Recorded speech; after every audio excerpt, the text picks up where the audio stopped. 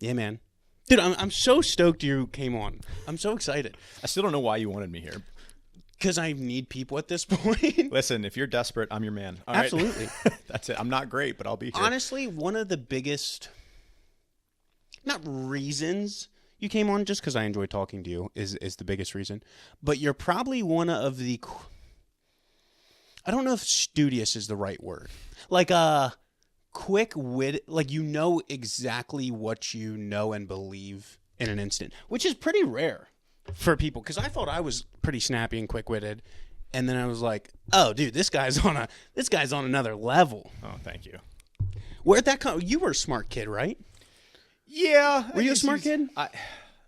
Not to toot my own horn, I was in the gifted program, whatever that means. Oh dude, I was in the other gifted program. Oh, you were that one. I waved to you as I walked by the hallway. Yeah, no, I was in the gifted program from a young age. Rocky family situation, so just kind of poured myself into studies, different types of ways. You know, I was always looking for Goodwill validation. Hunting vibe. Yeah, kind of. Yeah, maybe not to that degree, thankfully, but enough where when you're looking for something, it's really easy. And so it's like I can get acknowledgement from studies. It's just the way I kind of was grown up too. Of like, there's a black and a white, there's a right and a wrong, and you stand for it. Yeah. And so, dude, okay. We literally just talked about how deep dive we're going to go, and then you said this, and it triggered this, so it might be a little deeper than usual. Did you feel like, so you said acknowledgement from studies, and you would get recognition for, like, prevailing in studious academics and stuff like that? That's why I'm funny. Because, well, it's a two-part thing. One, people notice you when you're funny, but also I got made fun of a lot when I was younger. And if I made fun of myself first, it took all their power away. the artful dodge or removing the sting. Yep. Mm-hmm. And like I look back on that because I wasn't that funny. Like, so right now my brother's kids are growing up, and his youngest, he's like, dude, this kid's exactly like you. Just an absolute screwball. Goofster to none end. And I was like, I wasn't that funny growing up until I was fat, and then my hair was bad, and I had horrible style. And then I got funny because I was like, oh, frick, people are starting to make fun of me. Yep. Defense mechanism. And I truly believe that's some of the part of why I'm funny, and I wrestled with that. And now I do it. I'm semi-secure enough to actually joke out of a good point right now. But do you think that's why, like, how you got so quick-witted and, like, is that part of it? Definitely. I mean, when you're, I don't want to say like smart, but when you have the ability to kind of process and you put a lot of time into stuff, that's undeniable. Yeah. Like people can say you're ugly or this or that, but like when push comes to shove, there's hard empirical evidence. Like you can't fight this. Yeah. So that was definitely some of it. Also, it's kind of the way I'm just made. You're wired. I thoroughly love to dissect things. Yeah. I love to dissect people, Yeah. different types of topics. I love to help. And I'm just a gatherer of stories. I love just collecting random things so I can be able to talk and stuff like that. And just naturally, as you pick up stories, you also have to learn about what you're saying so you aren't just an idiot parroting something that you're not aware of. Yeah, dude, right? Yeah. My biggest pet peeve is people that collect stories but then don't know anything really about it. So there is no follow-up or anything. You're just like, there is no depth here. Yeah. It's just a bunch of shallow... Dude, don't listen to too many of these episodes then, because all they are is shallow stories. I love it. No, that's kind of... Yeah, no, I understand that. And, like, I am a more careless front. So I'll, like, put on, like, a carefree front, but I love analyzing people. Yep. And trying to figure out what makes people tick. Mm-hmm. And even, I think the biggest thing is, like, figuring out what makes me, like, analyzing myself. Yeah. Which a lot of people don't think of because it's like, oh, dude, this guy's a screwball, which rightfully so. But then it's also, like, observing things and, like, oh, that's interesting. Like, I wonder if this is why. Dude, I love doing stuff like that. I think that's why I like people watching at the mall so much. Yep. Or, like, the boardwalk, dude. Yeah. It's so fun. Well, and whether you realize this or not, like you put on a carefree front, because I do this a lot too, in different circles and stuff. You put on a carefree front, people don't think you're listening. People don't think you're smart enough to pay attention, and you're clocking everything. I mean, if you're like me at all, you're clocking everything, and you can use that manipulatively, or yeah, dude. Or for me, it's fun because, everyone's an individual. So if I'm listening, whether you're understanding that I'm picking up on this or not, like, how can I best engage with you as an individual? How can I best encourage you as an individual? It helps me too to kind of process those pain points. Yep. I get that. Yeah. Yeah, the manipulation, dude. Are you manipulative? Yeah. At your core? I'm a weasel, a self-described weasel. Yeah, I try to work my way into different situations or get information that I probably shouldn't be privy to. Yeah, because I feel like it's almost a game sometimes. Like, how much can I, like, sneak in here, figure out about this situation? And I love that. The weird thing is I don't thrive on gossip, but information I can use, which is gossip sometimes, but sometimes gossip's just like, it's like the light, fluffy crap that no one cares about. Like, give me the deep stuff. Give me the deep stuff. I consider myself more of a weasel. Yes, I've in lifetimes past, as well as even now when I'm not unchecked, I will definitely just go for whatever I can get. But when you can like weasel your way into like, hey, I see you're having a bad day. You're telling me you're just tired, but there's way more to it than that. So like trying to get people to a place where they feel safe enough to kind of share some of these things, even some stuff that they may not necessarily want to, not for manipulation's sake, but like, want to see where you're at. Because you actually care about the person. And care about the person or the institution or whatever it is. Like, hey, where are we at right now? Yeah. So manipulation for a good cause. Yeah, it's a righteous manipulation. The ends justify the means. Yeah. No. Okay. I got that. That makes sense. I was just going to say something. I totally forgot it. Manipulation. What else were we talking about? Manipulation, kind of knowing, putting on fronts, people watching. I forget what it was. Do you have like a moment that you're, how do I word this? That you're like proud of, where you kind of like, because okay, this guy that came on before you once said everyone lies. And at first I didn't understand what he was saying. I was just like, okay, you're kind of off the deep end. And then I started unpacking it for myself and like, okay, what did he mean by that? Everyone lies. And then I saw instances in my own life where I lied to myself, so I didn't have to figure out the pinpoint of like unpacking that and like, oh, dude, I actually am a scumbag. So I'm just going to lie to myself in this particular, because it's easier. Yep. And then I realized it's like, oh, dude, everyone lies, not because they're bad people, but because I lie to myself and I'm the rule, not the exception. Yeah. And it's like a lot of people, it's just at our core, sometimes we can be relatively dark beings and it's easier to just kind of push that aside and not deal with that truth. Oh, yeah. So, yeah, I feel like sometimes you can see through the fluffy BS of other people potentially, even when they might not see through it themselves. Yeah. Sure. Would you say you relate to that at all? I try for sure. Yeah, I love people. I'm motivated by people. I enjoy being around people. I'm recharged by people. So, and a large part of my, testimony is about how people engage that way with me. Yeah. And so, yes, I try to make that a habit. How can I engage with you or see what's going on, different stuff. Does that ever exhaust you? Yeah. Or you're enough of an extrovert where it's like generally it fuels you? It mostly fuels me, but you know how that goes. Like you get people that maybe just want to be around, but they don't necessarily want help. And then you want to help, but we see this a lot in our student ministry.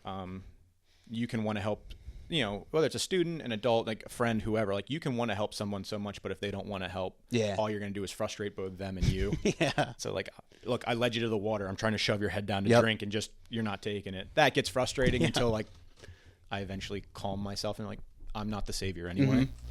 But yeah. Yeah. No, that checks out, dude. There's been so many times in my own life where, and this really comes through in marriage, where I'd try to change, air quotes. And I knew in my heart that like I actually didn't want to. Yep. And then it was only for whatever reason, I don't know why, I'm still trying to unpack this. Like then all of a sudden a switch finally flipped and I'm like, okay, no, now I'm legitimately ready to change. And I think it's because like I hit my quote unquote rock bottom of whatever that area was. Sure. Okay, here's an interesting one. I got this one for you because I am curious about this. Do you think, Pastor Jerry said this a little bit ago over the pulpit, and I would 100% be in the other camp. He said, do you think people can change? Yep. So are you? Sorry, I was acknowledging you. Yes, and then I'll ask you. And I thought, no, people on themselves cannot change. The only reason I say that is because I've had instances in my own life where I've tried to change for like a year and a half, and it never stuck. And then for whatever reason, I call it divine intervention. Then all of a sudden I was just like, okay, I'm ready to change. And then I changed. And I was like, dude, I did nothing different. Yep. What made the difference? And it was such an interesting thing to observe because it's so frustrating. Like, you know, in your heart, you're like, dude, I'm going to freaking go out in my garage and lift 4 pounds of weights, and I'm not going to stick to this. Yep. And then you tell people, like, and you just get so pissed at yourself because you're telling people, like, oh, yeah, I'm trying to work out. I'm going to do this program when you know you're not going to. Yep. And then for whatever reason, like my biggest one, and I talk about this a lot on here, is Xbox. Super addicted to Xbox for a while. Any video games. Yep. And for literally a year and a half, like, tried to quit, back on the horse. And then finally, I was just like, you know what? Like, I'm no longer doing the things I actually want to do in my life. And then I quit. Yep. And like, I still play occasionally, but it's not like that addiction. And that's why I wrestle with like, okay, can humans actually change, or is it divine intervention? And I honestly still don't know if it is, or I was just like, I'm done and now I'll change. Sure. Depending how you want to take this, like, I personally in my own life with just some of the experiences that I've dealt with, change definitely can happen, whether it's of your own free will or whether it's of the Lord. I think remains to be seen. I think at some point you look at it and go, you know, there are non-believers who ultimately do change. I understand it's incredibly hard, but just even given my walk and kind of where I've come up with and everything, yeah, I believe people can change. Yeah. If I said no, I'd be a hypocrite. Yeah. Put it that way. So I believe the Lord instigates a lot of that and allows you to get to a place where you can finally see it. But yeah, I mean, change has to take place at some point. You see people that just give up, you know, alcoholics, going to AA or whatever it takes, you finally at a lowest of lows, or you see these students that are engaged in so much stuff and all of a sudden like get real attention for the first time. And you're like, I don't need to just try to like win the affection of my peers. Like, so Jesus makes it a whole hang of a lot easier, but I believe that with the right motivations, I think the Lord has already put that innately in us that we can. So then can we actually change on our own? Mm-hmm. It depends what you're talking about with changing, though, is like, can you be saved? Like, no, outside of, there's nothing that we can do, right? Like, for all have sinned and fallen short of the glory of God. But if you look at like, can I change my behavioral aspects and things? Absolutely. Yeah, I guess. I would understand. Yeah, I think I would agree with that. Like, you can, even neurologically, Huberman talks about like, as long as you continuously, like repetition is a huge part of change. So I guess that, you can change your chemical makeup in your brain to cause a change. Okay, then I got a follow-up question. So if that is the case, why do some people struggle for stuff for like 20 years? Yeah. I think that's a whole host of questions. It's a whole host of, answers. But like, you think about it, right? Like if you're struggling with something, a couple of the core things that you're dealing with is whatever this thing is giving you something that you aren't finding somewhere else. Mm-hmm. And even if you can find it somewhere else, you're unwilling because this has become a place of convenience. Yeah. And so as long as that sits there, take your pick of whatever vice you want, alcohol, pornography, whatever. Candy. Oh, dude. I'm a diabetic and I love sugar. Like even just eating, eating to help, with as a coping mechanism. Like there are other options, but until it's convenient, it's easy. Even when other people come in, like there's shame there. I don't necessarily want to bring it in. So people don't change because they don't need to per se, or you get into an area of being stubborn. Like I've been stubborn. Like I have a very thick head. No, you stop it. Yeah, buddy. Yeah, dude, because that's something. Literally, I just texted a kid last night about this, and he's gonna listen to this. So, frick, shout out. Yeah. He recently, I brought him on the podcast, Chase Martin. He recently did a program called 75 Hard. It's where you work out. Like, super changed his appearance, like, got physically jacked. I feel like even mentally, he's at a better place, too. And I was like, dang, I need to do that. Like, I'm getting freaking fat. No excuses. I'm just getting fat. And I was like, okay, I'm going to do this. And I texted him. I was like, dude, I think I'm going to do this. And then I literally put the word think in there. I was like, am I even going to do this? Yeah. Like, the moment you give yourself some wiggle room, Yeah. you're like, I thought about it. I know. I was like, dude, did I just text this guy to make myself feel better? You did. And I was like, what the? But I don't know how to bridge that gap between wanting to and actually following through. Sure.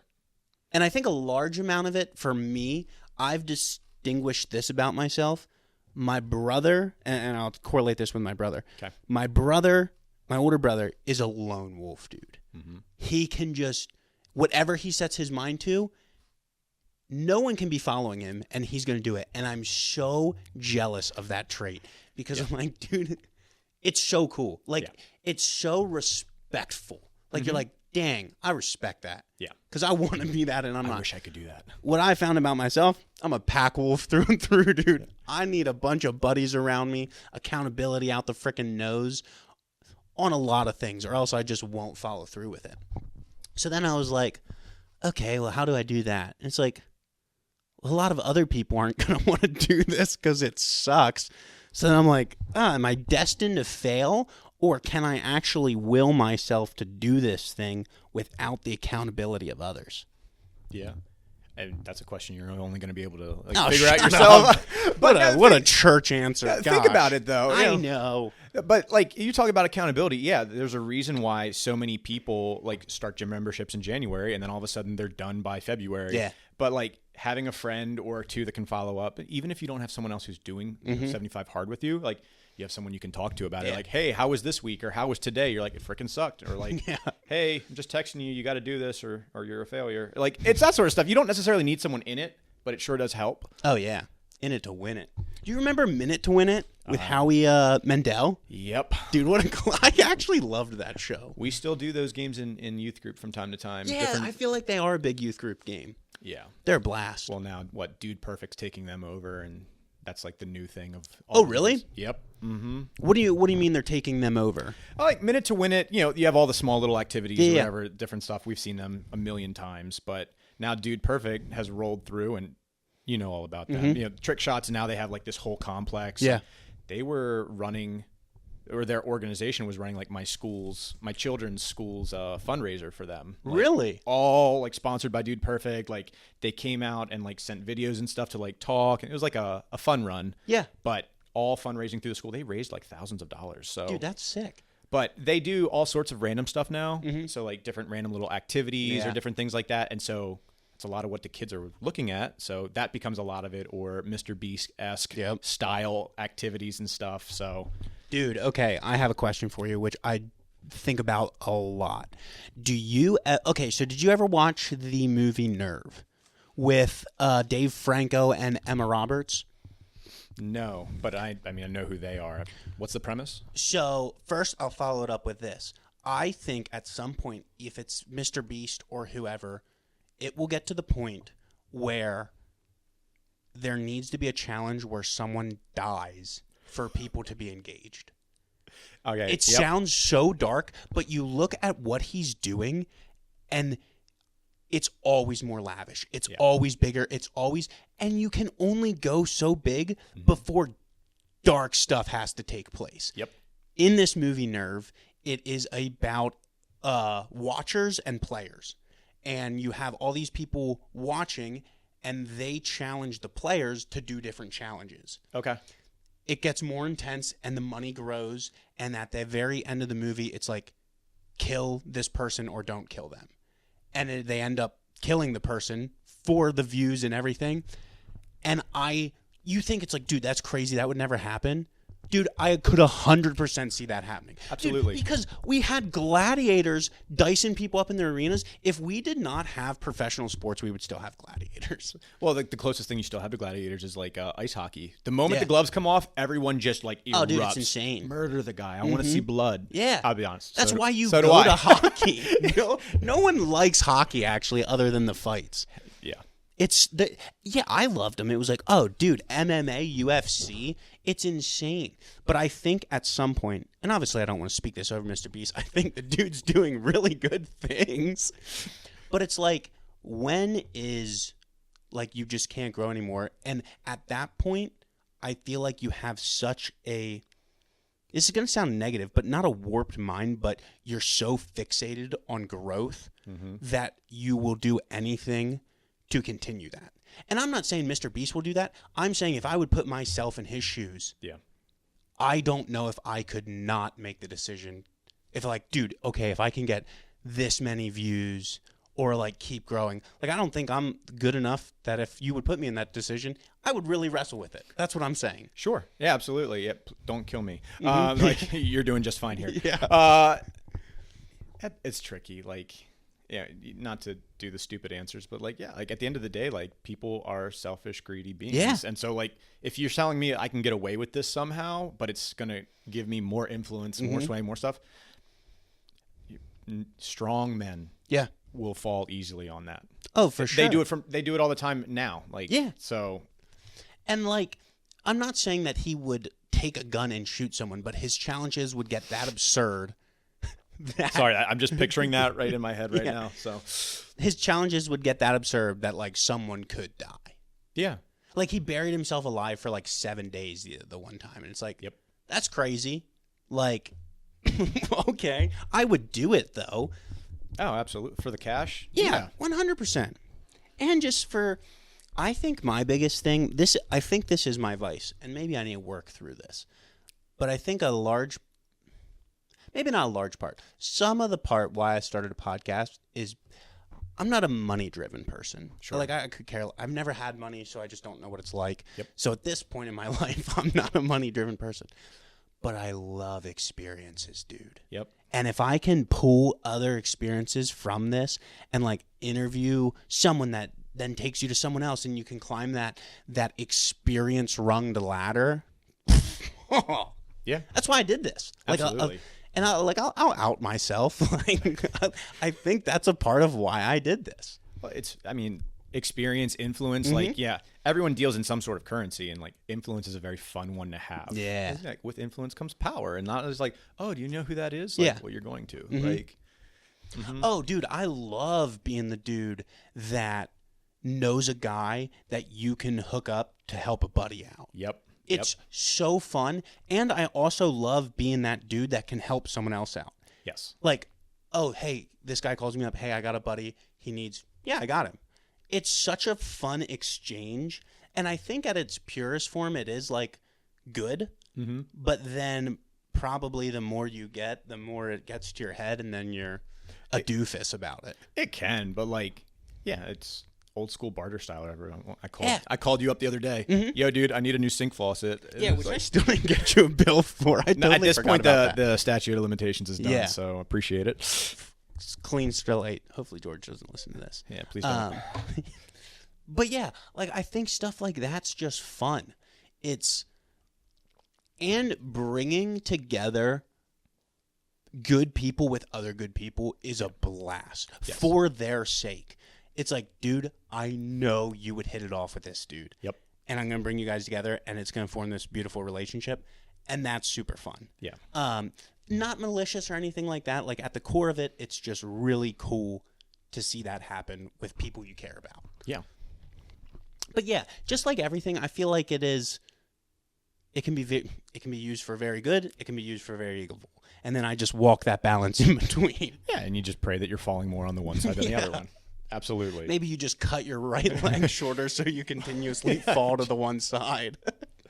Oh, my goodness. Do you find yourself, that's something that you struggle with? What do you mean? Oh, when you're talking about like hey, I love getting people together, but doing it more for a self-serving reason as opposed to just... At this point in my life, no, okay. I don't. But I'm self-aware enough that if I could get enough people to do that, we'd have to have a conversation with myself and be like, okay, dude, like, why are you actually doing this? Yep. Like, and that's why I look, a lot of my, like we said, I analyze myself a lot. And at this point in my life, when you are a quote unquote nobody, not to like down yourself, but it's just like, hey, there's a lot of us. Yeah. Billions. We're just an average dude.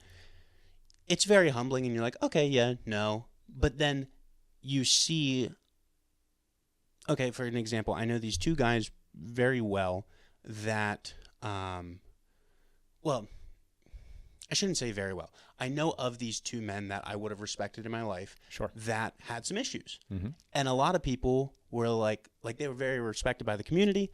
And a lot of people were like, I just can't ever see how they would do that. And I was like, I can very easily. Yeah. And that scares me because it's like they are much better men than me and they almost fell to it. Yeah. So it's like, I'm not putting myself above them to arrogantly say, oh, dude, I would never do that. Mm-hmm. Because it's like, no, like I totally get it. Even the whole thing with that Robbie Zachariah guy. Yep. Yeah. People were pissed at him, which I was too at first. And then I realized, dude, if you're traveling, gone from your wife all the time, you have influence. Dude, I don't care who you say. I knew my one buddy, he used to go to Christian concerts and sell drugs. Yep. Like, yes, it is a Christian environment. There's still evil in those. Absolutely. Just because we're all sinful people. And it's like when you get to a point of that much status, the pull to destroy you is infinitely more. Absolutely. And it's like, oh, this dude No, like I get it. Yeah. Like obviously, I can relate to it. Like, okay. But dude, you have no idea the strain that was on that dude. Yep. I'm not saying what he did was right. I can just understand how you would fall to that. Yeah. I don't know how we got there. What'd you ask me? The whole influence thing. Like, Oh, yeah. Yeah, no, my biggest thing is I just love experiences, and I love fun experience. I would hope so. I love pain. Fun. I do love pain to a certain degree, like bonding with buddies over like, yes. yeah, rucking or like, I don't know, something stupid like SWAT. Dude, did you ever play, was that SWAT, the game where you would wrap up the newspaper? Yeah. Oh, dude, that was such a fun game. Do that or like sting pong, different things Yeah. like that. Just, bro games, things where you're intentionally hurting yourself, and that's Yeah. actually the fun. It's not to win; it's just to inflict damage. Yeah, on the other person. But then also you hope that at some point you also get hit so you can experience that with them. Well, I want to be part of it. Yeah, because there's been times I went paintballing and I shot a lot of people and I didn't get shot and I was kind of bummed because I was like, I don't know what any of these guys experience. And you just shoot yourself in the leg behind a tree and then you act like, so, I'm out. It's like, dude, what are you doing? But yeah, I don't know. I don't know how we got there. But yeah, I think just sometimes we can think we're a little too high and mighty. Oh, absolutely. But then on the other degree, sometimes we can just think we're like trash. And it's like, okay, we're somewhere in the middle. Yeah. Like Man, sometimes pick we can be yourself up. this, sometimes we can be up here. And then it's just that median of what you actually are. Yep. But I don't know. That's about all I had to say on that. Yeah. It's a fascinating thing. I would love to take... This is when I say I would love to do something, but I don't have the discipline or follow through to actually do it. Well, here we go. I would love to take like a psychology class or whatever, like the brain, Yep. and like actually study why people do what they do. I think that would be super interesting and very quote unquote enlightening. I know that's kind of a woo-woo word, but That's a good word. I think it'd be cool. But I never will because I don't care enough. Sure. It comes down to what you want. Like it's super fun. There's a million different types out there. You know, like the Myers-Briggs, the DISC profile, all sorts of different ones. The job that I'm at now has 2 or 3 other ones that we've been doing. And like, there's like a cross-pollinator and a quiet genius. And you're like, I don't really care about the names. Like, I just want to understand the different makeups of people. And like, as I understand a little bit what I am compared to what else is out there, it just helps me be a better better friend. You're a better just throwing coworker. up astrology signs. You're an Aquarius, a Sagittarius. You're Cancer. That's what you are. You're Cancer. I never got into those signs. I didn't get it. It's just when you're born, right? Yeah. So Based off the month. exactly. So I'm a I'm Capricorn. What month were you born in? January. Oh yeah, you're a stereotypic Capricorn. I'm a Ram. What are they called? Zodiacs? No, not Zodiac. Is it just astrology? What's Astrology. Astrology. Oh, that's a big one. ASTROLOGY.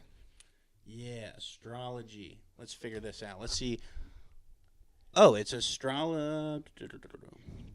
But this is a pretty woo-woo thing, right? Astrology. Isn't it Yes. based in like a Middle Eastern? Yes. Yeah, Hindu, Chinese, Mayan. Interesting. Yeah. Well, it's something about based on, born under what stars you were at actually dictates your personality, like your preferences and all different stuff like that. And then you can go even beyond farther into that. And Oh, dude, I will say something though. Once I looked up, did you ever get into like the meaning of names? And like people think that what you're named at birth is actually kind of like who you become type deal. A little bit, just because we've had 3 kids. And so like you put stock on a name. Yeah. So you don't realize how many people you do not like until you have to name a kid. Really? Oh, yeah, because you're like, dude, we're not naming him that. Like, that makes so much sense. Talking to my wife and be like, hey, what do you think about this name? Like, oh, no, I went to school with a girl in 3rd grade. Yeah. Absolutely not. You're like, oh, okay, fair enough. What about this? Back and forth. Yeah. Frick, what was I going to say on that? Power of names. Power names. Dude, totally blanked because I looked up. I'm a Leo. Dang it. That wasn't even that interesting. Oh, yeah, I remember now. The one time I did look up what Jeffrey means on Urban Dictionary. Oh, that is awesome. Okay. And it was freaking spot on to where I was in life. It was like something about he's a super fun guy to have around, absolute goofball, will stand up in the middle of a restaurant and just yell, I'm Batman. And he will say Call of Duty is the best game in the world. And at the time, I was just gaming Warzone nonstop. And I was like, dude, these people know me on a spiritual level. This is not okay. Yeah. So it was kind of wild. But then the next one was just like way wrong. And I was like, all right, fair enough. I don't put much stock into it. I've never got into the astrology thing. I feel like that's kind of a... Is that a girl thing more? I think so. Is it? Yeah. Are there sure. dudes that like astrology? I've not met one. Yeah. But I'm sure they exist. They have to. Yeah, probably. They're probably transitioning or something. That was... You shouldn't have said that. Out of pocket. Yeah, that was crazy. I apologize. Let's move on off the bat. What else were we talking about? I feel like my mind's a hair fuzzy right now. It's got a bunch of stuff right now I'm trying to focus on, and that never goes well for me. Are you someone that can balance a lot of plates, or are you like, no, I have to like start a task and like kind of methodically go through? Oh no, dude! My whole life I've just been juggling, but I don't think I juggle well. I juggle well, but then nothing gets done. I just like have 700 things. You just keep adding to it, but nothing ever gets taken out. Yeah. And then it's just like, dude, I'm stressed. It's like, yeah, I can see that. Yeah. But I didn't get gray hairs yet. But I am kind of excited for them. Dude, I don't care what like health and beauty people say or whatever, like gray hairs or white hairs, like that's a mark of wisdom as far as I'm concerned, and I'm excited. I have it's these biblical. Wicked wisdom wings. Yeah. My students love to make fun of me for them. I just say I have an M in my head, so I know what my name is. But yeah, like I don't know.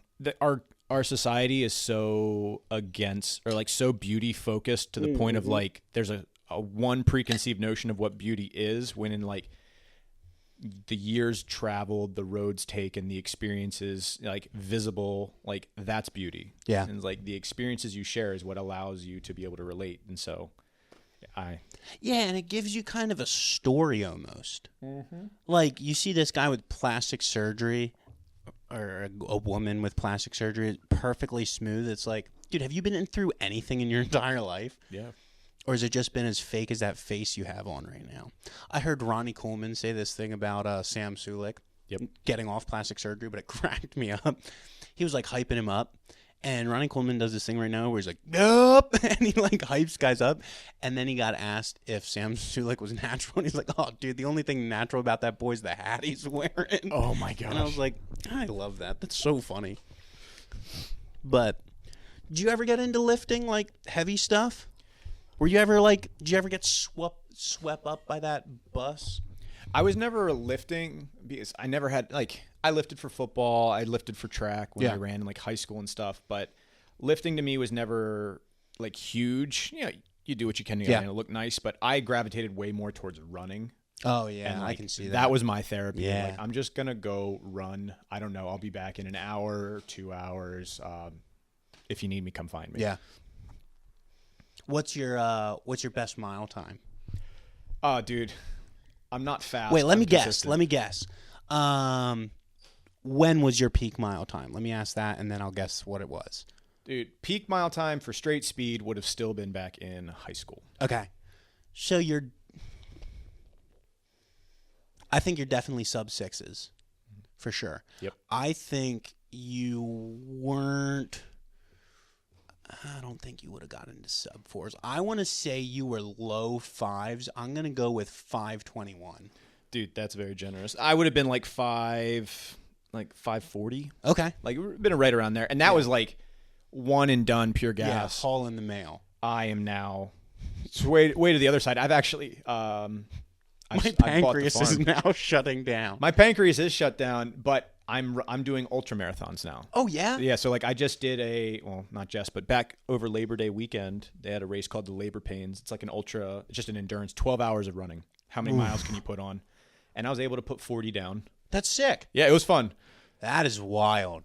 Dude, did I tell you my marathon experience? No. Did I tell you about this? No. Never. So I've never ran more than probably, if I'm being generous, 5 miles.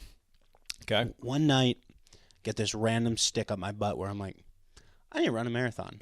I just need to know what this feels like. Didn't know anything about running or anything. And I was like, you know what? Like, I'm going to try to run a marathon. And back when I was in high school, I always liked running at night. Yep. I could run longer because the air was cooler or whatever it was. And I was like, okay, I'm going to run this at night. So I figured out, I was like, okay, I'll go to the rail trail. Yep. It's 7 miles from Lidditz to Ephrata. Yep. So if you run that back and do it like that, it'll be 26 or whatever. And I was like, okay, well, I definitely need water, and I'm going to need probably a snack so I don't cramp up. I get this hunting backpack that's like 10 pounds without anything in it. And I start loading this thing with water. I put snacks in it, and then I had a bottle of pickle juice just so if I cramped. Yep. I was like, okay, I don't have any good sneakers. I threw a pair of sneakers on that my dog chewed up, and I start at 6, running, put music in because I'm a huge music buff.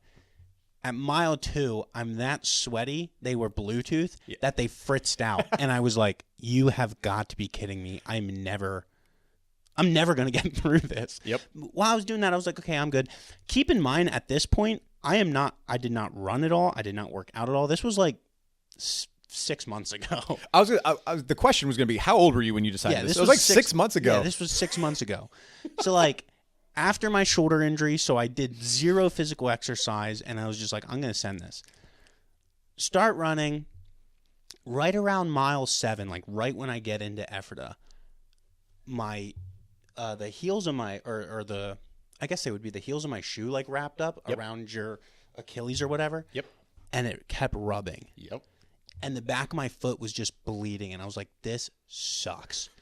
Then, like, the front of my shoe is like this thin, so my feet are just slamming on the pavement, and I was like, dude, what am I doing?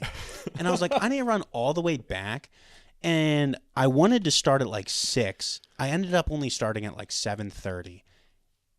I'm running back, and it's probably around like mile 11, and my vision just starts going a little fuzzy, and I was like, dude, this sucks. At this point, it's like, I don't know, it's dark. Dark, yeah. And I was like, oh, yeah, the Ephrata Rail Trail has lights on it. Not the Lidditz. Dude, I couldn't see a thing. And I'm just running, so, like waving, because I've never done this before. I got 13.1. And I shut down. A little half Literally, marathon. at 12 miles, my body said, dude, you tard. What are you thinking? So I got 13.1. I really want to do it again and actually get 26. And I think if I did 0 training, if I would just have better shoes, not put 20 pounds on my back, and like do a little bit of prep going up to it, I think I could actually get 26. Dude, then come run with me. So like December here, I have a 10-mile trail race that we're doing up at Mount Gretna. Trail racing is sick. It's super fun. It's completely like road racing is, and if you're a road racer here, no shade, but like it's very competitive. Mm-hmm. You're usually looking down your nose at other people, trail racing is way like you have people that want to run for like Yeah. some hard speeds, but like it's a lot more community minded. There's a lot more, just compassion generally around. There's a lot of really good people, like the Lancaster Roadrunners do pretty good, or like the Pagoda Pacers in the area. That's a lot of fun if you hook up with one of them, but it's a lot easier that way. It's harder because you're running crazy elevations and stuff, but it's a little bit easier to get into as opposed to like... it's so fun because it's like a big obstacle course. Yeah. We did the Gretna Gritty. Did you ever do that? No. It's just a 5K, but it's littered with obstacles, and it's through the woods. So fun. Stuff like that I could get into. It's such a blast. Yeah, you're crawling under like fences and stuff, and then you're jumping in mud puddles, doing monkey bars, the whole nine. It's cool. Okay. It's really fun. And they pack like, I think it was like 40 obstacles in a 5K. So That's intense. Holy cow. yeah. And then the last one, like, it's the classic, you're jumping over the fire. Yep. And the pictures always look sick. Dude, it was literally like two little, like, those things you put under the stainless steel pans to keep them warm? Yep. It was like two of those. And I was like, what is going on? And there was like smoke. I was like, okay, that's not near as cool as I thought it would be. Well, it takes one idiot to like go to jump, fall backwards, and you're like, well, there goes our liability. Yep. Now we're just going to cater this event with these two little things. Little sternos. Yeah. Oh, my gosh. So, but it was really fun. I had a blast doing it. I'd like to get into more of that, but I just say that. I don't really want to. Well, here's your accountability. You want to run? I'll come run with you. I know. I feel like me and you have talked about me running with you at some point. Or I committed to that with someone. What a bad idea. If you committed with me and I haven't chirped you, that'd be my fault. So I'm Yeah. going to blame it on you not talking to me and talking to somebody else. Yeah. But you should. We should do it. I don't know whatever you want. You want to do some road stuff? You want to do some trail stuff? There's all sorts of different ways. Yeah, like we'll do this I really enjoy. Me and my brother started this. We haven't done it in a while because we're lazy some days. We go out back to there's county ground behind us. Yep. And we'll ruck where we put weights on us. That's more my speed. Whew. Because it feels like weight training and not cardio. Yeah. So, but and that's a fun thing too. It's that friendly competition where it's like, dude, you picked up the 35s. I hate you. Like, you try to pick up higher and then you can't. So, like, right now, yeah, we'll take. Well, this is how it started. I have a 40-pound rucksack. Yep. And I was like, oh, sweet, we can do this. And then I just put that on, and then he put on a backpack with sandbags, and then picked up dumbbells. And I was like, that's the dumbest thing ever. So then I had to pick up dumbbells, and the loop's 1.8 miles. Dude, you carry dumbbells for 1.8 miles, your arms are on fire. Absolutely. So we've done that for a long time, and it's pretty fun. We actually, this is insane, which we should get Kyle to do it because it would be hilarious. My brother is also a guy where he doesn't have a good sense of humor, but he jokes a bunch. Sure. So you never know when he's joking. Yep. And now with our company, I do all of our interviewing and our hiring, and we're hiring a bunch of these young bucks on right now. And he's like, you know what? For the interview, we're just going to take them rucking. And I was like, that's crazy. And then the more I thought about it, I had an interview coming up with a kid. I was like, you know what? Piss on this. I'm going to ask this kid if he wants to go rucking with us. I said, hey, dude, we're doing this thing right now where if you can do this with us, you can handle a day in the field. Yep. Because it sucks. It's a lot of what plumbing is. It's not that fun of work, but you're together and it's a blast. And he's like, yeah, okay, I'll do it with you. Comes out with us. And we do this 1.8 mile loop, and he's struggling like crazy, but he did the whole thing. And then I was like, you know what? This is our new standard. So then I did it with the next kid we hired on. No shot. And now, yeah, when Kyle comes on board, dude, rucking through the woods. Make him do it twice. Yeah. That's the friend tax. himself. Yeah. Go again. Yeah. Yeah, dude, it's crazy. It's not fun, but it can be a blast sometimes. Absolutely. Anything's fun if you're doing it in a group, with a friend or something like that. Even the most mundane or miserable thing. Yeah. Because if it sucks in the moment, you get to go back and then you have a story. Mm-hmm, for sure. That you can share on the podcast. You know what I mean? Yeah. It's good stuff. Yeah, and that's a fun thing I think about sucky things. They make the best stories. Yep. And I think that's why as humans we tolerate them. If it didn't make a good story, dude, we would never do it. Yes. I wouldn't. I'd be like, this will be funny. I can talk about this later on. But, oh yeah, dude, I remember the one time, I don't think I ever told you this. This isn't a sucky story. It's just wild. I went to this lady's house to give her an estimate on a sewer line. The city, it doesn't matter. It was a sewer line. And walking, obviously, with a sewer line, you need to go into the basement because that's generally where the pipes are.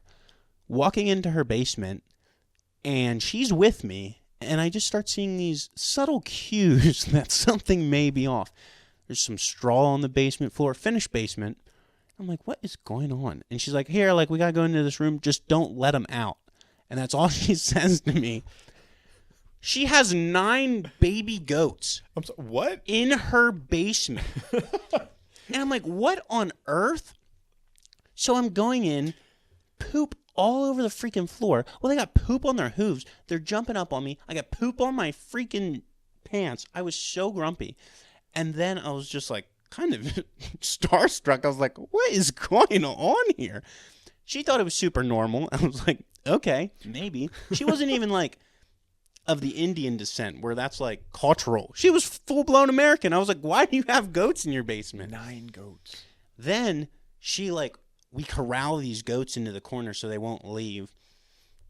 She leaves. She's like, okay, are you good down here? I was like, yeah, I might have to go back into that room because I missed a pipe. I like forgot where it was. Had to go back in this room. 3 goats escaped. And I'm herding these stinking goats by myself. And I was like, what is happening here? It was insane. But yeah, what a great story it comes out to be. But that's what you get when you... That is a part of the field that I miss. Yep. The just insane encounters you come into contact with, or you can like put yourself into someone else's life for an hour or 2. Yeah. I have slowly worked my way from the outside to the inside. But yeah, there are some of those stories that like those are experiences like I don't want them anymore, but like they were crazy when it happened, and I'm so grateful that it did. I was able to like see different things, you know, whether I was roofing in Lancaster or, you know, I was out somewhere in Gettysburg, like putting siding up or, you know, you name it. Like, yeah. Did you ever travel for work? No. I mean, no. I was like, can I spin this any sort of way to make it sound better? No, we did like the tri-state area. Yeah. The farthest you'd go is like New York, or you'd go down to the beach. Okay. And like that was cool because like you could stay in the beach house, you could bring your family down. But that's sick. No, I mean it was usually with 3-hour radius was about where you landed. Is there any opportunity in your new position to travel? And no. If there is, would you take it? No, absolutely. No. I enjoy traveling. I enjoy going to job sites. Yeah, meet with your contractors and see the experience and like kind of take in everything like that. But at this stage in my life, you know, career doesn't really matter. Even experiences to a point take a back seat. I love and I want to just be present for my kids. Yeah. You know, my wife and kids. It's, you know, you can chase. You know, people chase a lot of different things. I'm just very grateful that I have the opportunity I do to be able to see my kids as much as I can, be able to be home and things like that. So, no, not interested in like crazy traveling. Every now and then, sure. Yeah. Yeah, I think every now, honestly, I'm not to the point where you're at yet. I still got that little inner flame that needs to be tickled every now and again. Heck yeah. I would like to travel. If I could do like a once every other month thing, I think that'd be fun. But yeah, once you get to a certain point where you're on the road all the time, then I just feel like you're kind of opening up yourself to some not so good things as a married man. Sure. In this world. But sometimes I like to just put the blinders on and say that wouldn't happen because this would be sick. Surely not me. Yeah, no, not I. What else was I going to say? I had something else. I don't know. What's going on with you? What do you want to talk about? What do Anything? I want to talk about? Did you get new Converse? I did. They're very clean. I hope they get dirty fast. Yeah, I hate new shoes because there's like such pressure. So it's like, oh, dude, yeah, I want them to just get destroyed. I'm purely pragmatic, but we. So for a second, just act like our listeners don't know what pragmatic means. Pragmatic is like simple. You know, I'm doing something not because I think it's it's nothing. Frou-frou or fluey. It's just, this is what should happen. This is how it is. Like, I'm very matter of fact. Makes sense. So, like, yeah, this is what needs done, so we're going to do it. Like, I'm not going to, like, take 3 extra steps around to do it. So, I needed new shoes, so I got new shoes. Dude, I was literally at DSW 3 days ago, and I saw a pair of Converse, and I was like, could I rock these? And I was like, no, dude, what am I doing? I can't freaking rock these things. I would love to be able to, because there's that certain, like, someone that's like, wow, those just fit. Mm-hmm. Not me. So I put them back. I was given a pair of Converse many moons ago. I was in a wedding, a good friend of mine, and he picked out the shoes for all of his groomsmen, like different ones to match each of them. And he ended up getting me all black Converse. And I was like, I don't know how I feel about these at first. And then they became like my favorite pair of shoes, and they have gone the way of the dodo. So I was like, I have a concert coming up on Saturday that I'm going to with a couple of good friends. No way. Yeah. Well, whose concert? Pierce the Veil. Pierce the Veil. Never heard of them. Older band, screamo, emo. Nice. It's gonna be a really good time, but with that, right? Like, so like I need black skinny jeans. I want to get the Converse. You know, you got to look the part because gotta get those gauges. Maybe not that far, but absolutely, it's fun. Like, dude, I love that. I just was talking. I forget who I was talking to this about. Maybe the last person that was on this podcast. What I want to do with our child when they arrive at a certain point in time is like take them to concerts. Yep. That would be like my thing, because me and my dad, like I bonded really heavy over 80s music with my dad. Yep. And that probably influenced this decision more than I think. But I was like, dude, it would be sick to like have that experience. You know, when they got the little earmuffs, they look so darn cute. And I was like, this would be so fun. And I love concerts. I don't go to a lot because I'm poor. Yep. And they're expensive. Mm-hmm. And it's like, dude, if I'm going to go to a concert, I want good seats. Yeah. Like, I don't just want to be up there with Sandy, the 80-year-old lady that's just sitting. Yep. Like, I want to be in it. I want to be in the thick of it, in the mosh pit. Yep. So I want to throw elbows. Yeah. It's kind of fun, but yeah, that's kind of sick. Or were they a band you listened to while you're growing up? Yeah.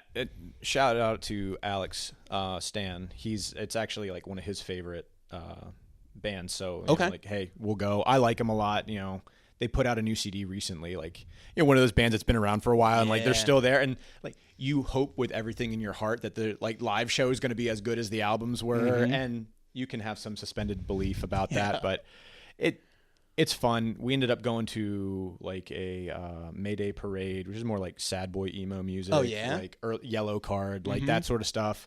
That was last year, and listen, man, like I'm not afraid to admit I'm getting older, and the bands that I listen to is like Wee Mike and you know, like Teenager Mike are, you know, like celebrating like their 20th year anniversary, and you're like, golly, man, that's a tough pill to swallow. Oh yeah, dude. Literally, I started liking the Time Machine.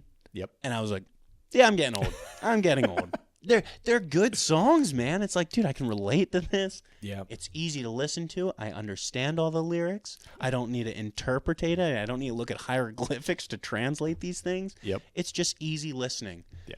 And it's like, don't get me wrong, I still love the pump up stuff, but now I'm like growing an appreciation for that type of music, which is also fun. What is like your go-to music, like genre of choice? Like, obviously you're probably someone who's very like, I can be kind of wherever, and I've got stuff, but like if you had like a home base, where is that for you? Home base, I feel like, since I do derive energy from everything, like good, fun, pump up party music. Okay.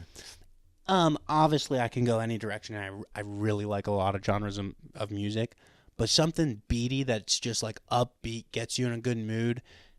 There's just something about it, dude. I don't know. It's so fun. Yep. Like, I love early 2000s, like the pop era when it was real clubby and stuff. Yep. Dude. Oh, it's such, that will forever hold a special place in my heart. Mm-hmm. Because, and maybe it's because I was going through that awkward teenage stage where you thought you were way cooler than you actually were. The blunder years. Oh, dude, I literally remember this. This is insane. This isn't pop. I remember vacuuming my room, listening to Linkin Park, Castle of Glass. Yep. Can't sing to save my life. And I was like, take me down to the riverbed. I thought I sounded so good vacuuming. I got my iPod Touch and recorded myself singing. Instantly, I deleted it. I was like, what am I doing? That's humbling. Dude, I wish I would still have that recording, though. It was so funny. Because I thought I sounded so good, and then when you hear the playback, it's like, oh, dude. I would be genuinely interested to find one person on this planet that goes, oh, I heard the way I spoke. Like, I heard a recording, and I actually thought it sounded pretty good, because I don't think there is one. No, I don't think they exist unless you're a psychopath. Yes. I was listening to an interview with Ed Sheeran, and he was saying that there is no one that has, like, natural talent at the highest level. Like, they're like, people at the highest level, people are like, oh, you were a born singer. He plays a clip of him when he was younger. Dude, it's horrendous. It's actually so cool. It's like, oh, yeah, no, sure. Did they have a little bit of a head start?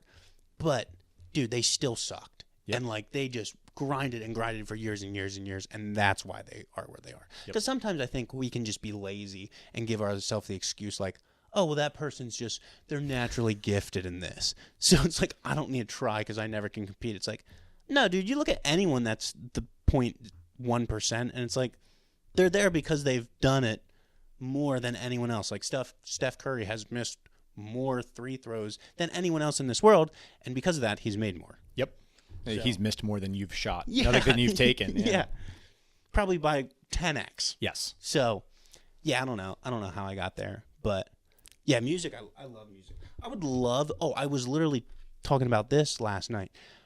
We were in the kitchen cooking dinner, and my wife put on High School Musical soundtrack, which that wasn't 100% my era. I watched the first one, so I was like kind of getting into it a little bit, and then I was like, okay, I'll be back. So I paused her music, went out to the car. I told her I had to get the mail.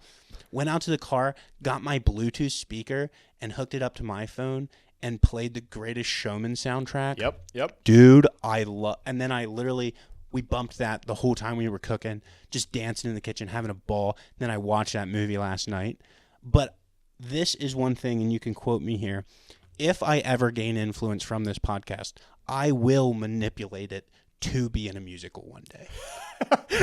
My goal, I will be in a musical. I don't want to be the lead because I can't sing, but if I could sing, dude, and I know this is kind of queer, I love musicals.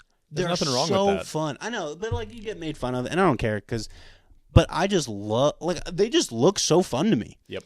And if I ever get to a point where I have any bit of influence that I can coerce my way into a musical, like a background part, I will 100% do it. Yeah, absolutely. Because, I don't know, they're just so fun. Let's say, like, do you remember, like, the first musical you were introduced to? The Newsies. Okay, yep. Oh, it's such a... Christian Bale, which I didn't even know it was Christian Bale back then, just swept me away and took me right to Santa Fe, dude. I loved that. Oh, dude, Spot Collins was the Brooklyn boy with the little slingshot. Yep. I remember in my childhood, I looked up to that man for way too long because all he had was a slingshot, and I loved slingshots back in the day. When you're a boy, that's all you need. Yeah, dude. We were gardening, and I got this slingshot for my birthday or something, and my mom, being a conscientious objector, said, dude, if you shoot your brothers, I'm taking that from you. Fair enough. So I draw back, and I see my other brother in the garden, angle it up. It was the wimpiest slingshot ever. Lobbed the thing. It literally didn't even hit him. It landed in his pocket, and he snitched on me and got my slingshot taken. Snitch. Right after I got it. And he was my oldest brother. I was like, dude, what a ween. But, yeah, Spot Collins, man. Shout out to Spot. I don't even know who the actor was, but, boy, I love that. Yeah, I just like a lot of musicals. La La Land I recently watched with Ryan Gosling and Emma Stone. That one was really good. There's a couple that, like, classics. I've never watched Les Mis, which is insane because everyone says how good that is. Yep. I didn't watch Sound of Music until, like, 2 years ago. Oh, wow. Yeah, so people were pissed at me for that. I was like, yeah, I like musicals. And then, like, do you watch Sound of Music? I was like, no. And then, like, it started rioting outside my house. Then you really don't. Yeah, but I was like, I just like the ones I've watched. I just haven't watched those. Have you ever seen, and this is an old one, but like A West Side Story? Yeah. I love that. Dude, I think I read that book. Did they make a book out of it? I don't know, but like it's based off Romeo. It's based off Romeo and Juliet. Yeah. It's just Romeo and Juliet with guns. Yeah. Who were they? Who were the two gangs? It wasn't the Greasers. No. What were their names? Look it up. Gangs Side story. Let's see what we got here. The Jets and the Sharks. There it is. Yeah. I just remember like there was a shotgun, but it was labeled as a broadsword. And it's like that is just it lives in my head. Yeah, that one was great. That musical recently had like a rendition with some newer actors, and I think it flopped. Oh, which is a bummer. sad. Yeah. I always get my hopes up with like new stuff, and then it's always never as good, and it's like, this is sad. Well, like, what do you? So I'm talking about that. Like, do you enjoy like remakes or like a lot of these? Like, if you're looking like Disney, you have like the live action Lion King or Beauty and the Beast. Like, do you enjoy that, or are you to the place where you're like, I just want new stuff? No,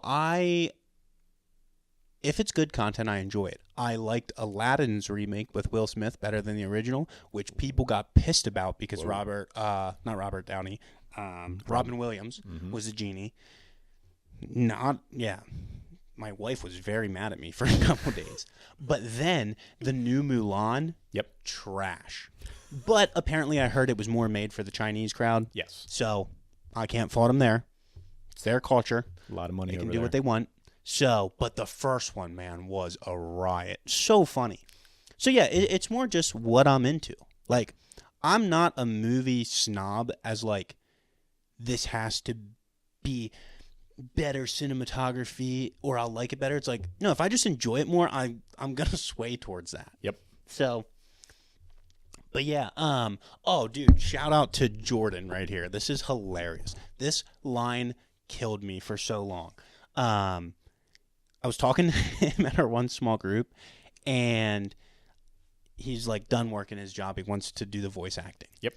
And he said, dude, voice acting calls to me like the water calls to Mulan.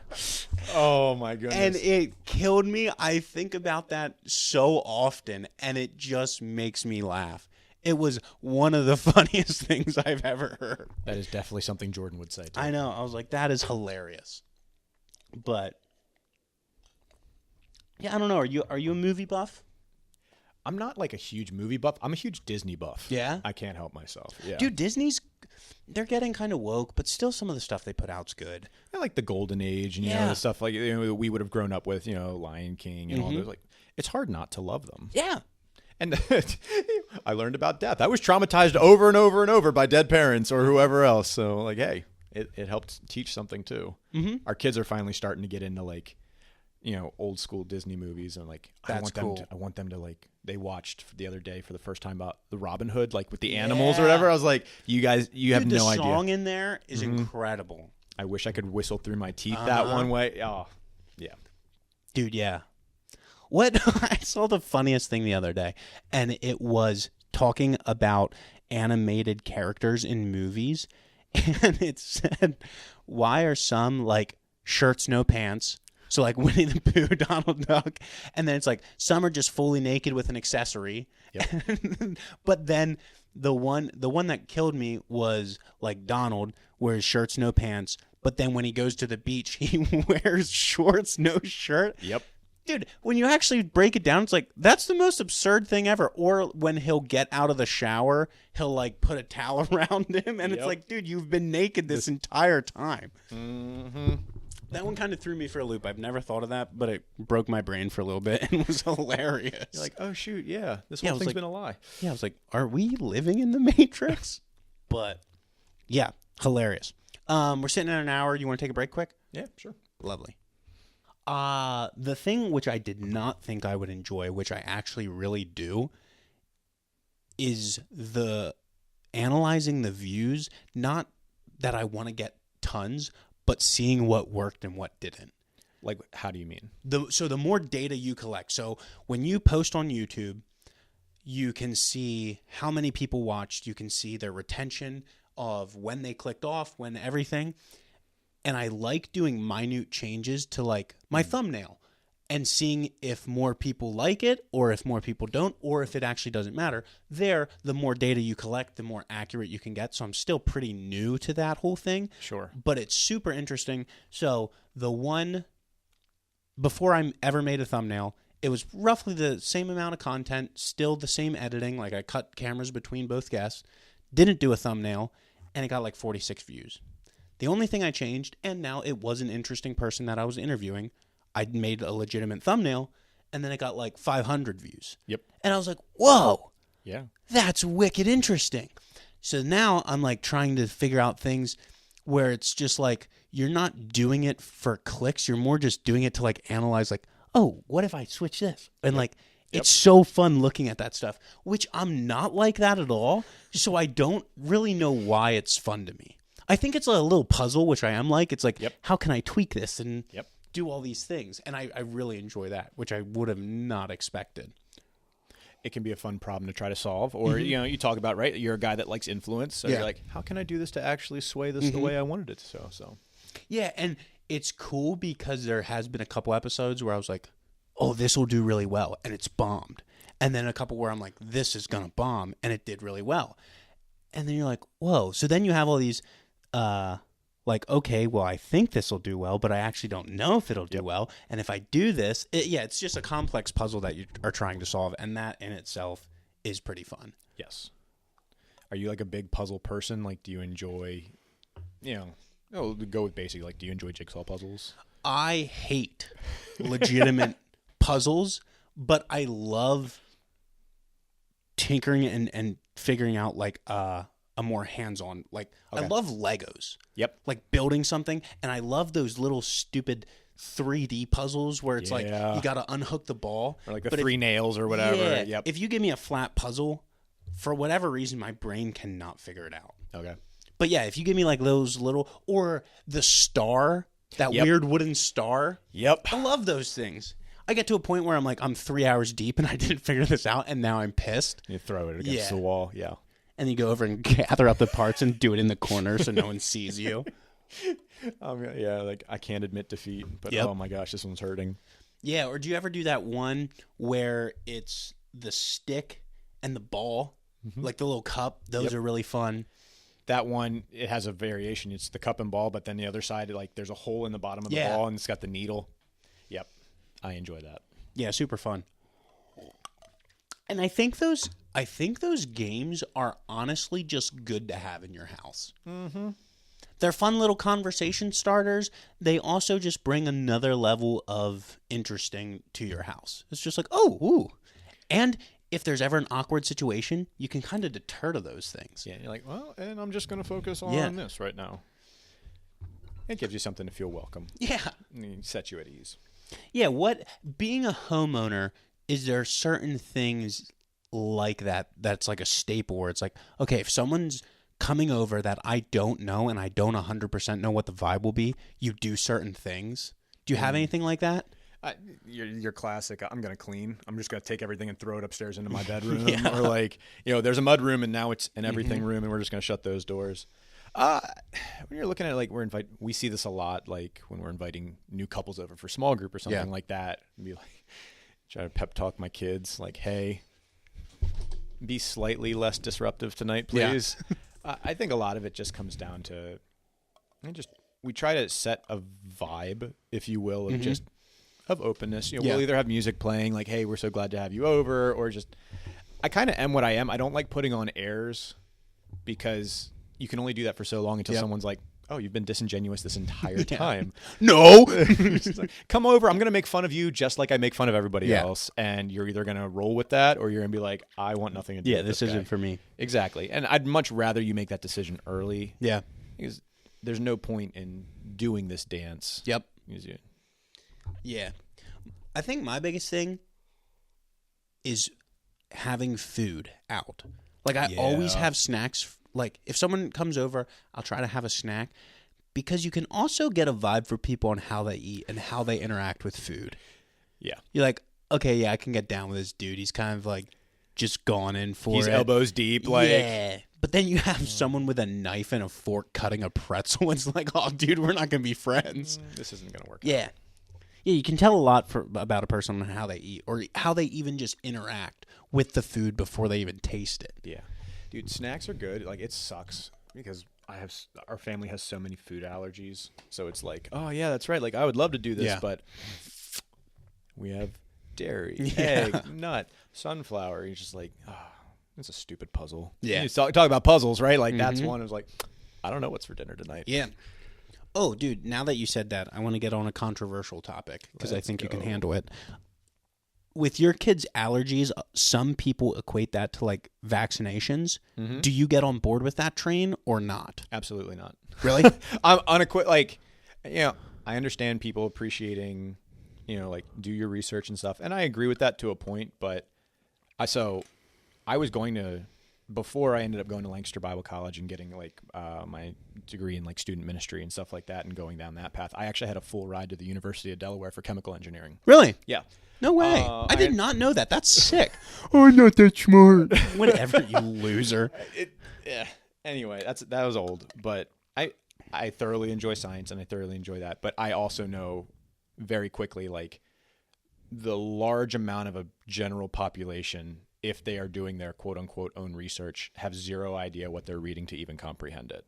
And so, like, I want to be cognizant of that because, like, you have a responsibility, but like there are just certain things now. Yeah. I think like one of the leading causes right now, because if you look at allergies, it's super interesting. Allergies are regional. Okay. So like in the North Americas, it's a lot of like peanuts or like nuts, eggs, milk.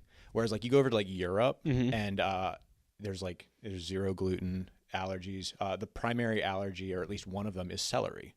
Really? Really. Interesting. And kind of as you go geographically throughout the world, they change. Okay. Because you look at like, a lot of like Asian cultures and stuff, like nuts are very heavily involved in their diet. And as such, like you don't really see that as much. And it's very fascinating. So another friend of mine who was kind of in this space was like, a leading theory right now, a lot of it actually has to do with, because our bodies are so protected from a lot of the medicines that we have and different things like that, like the nervous systems are actually just like bored. And so like they create problems to kind of meet. So like, we're fine. We don't really have any issues. And as such, now we're going to have a problem with this kind of foodborne pathogen or something like that. I don't know if I completely buy into it, but it makes sense. Yeah. Or you could make the argument of like GMOs and different things like that.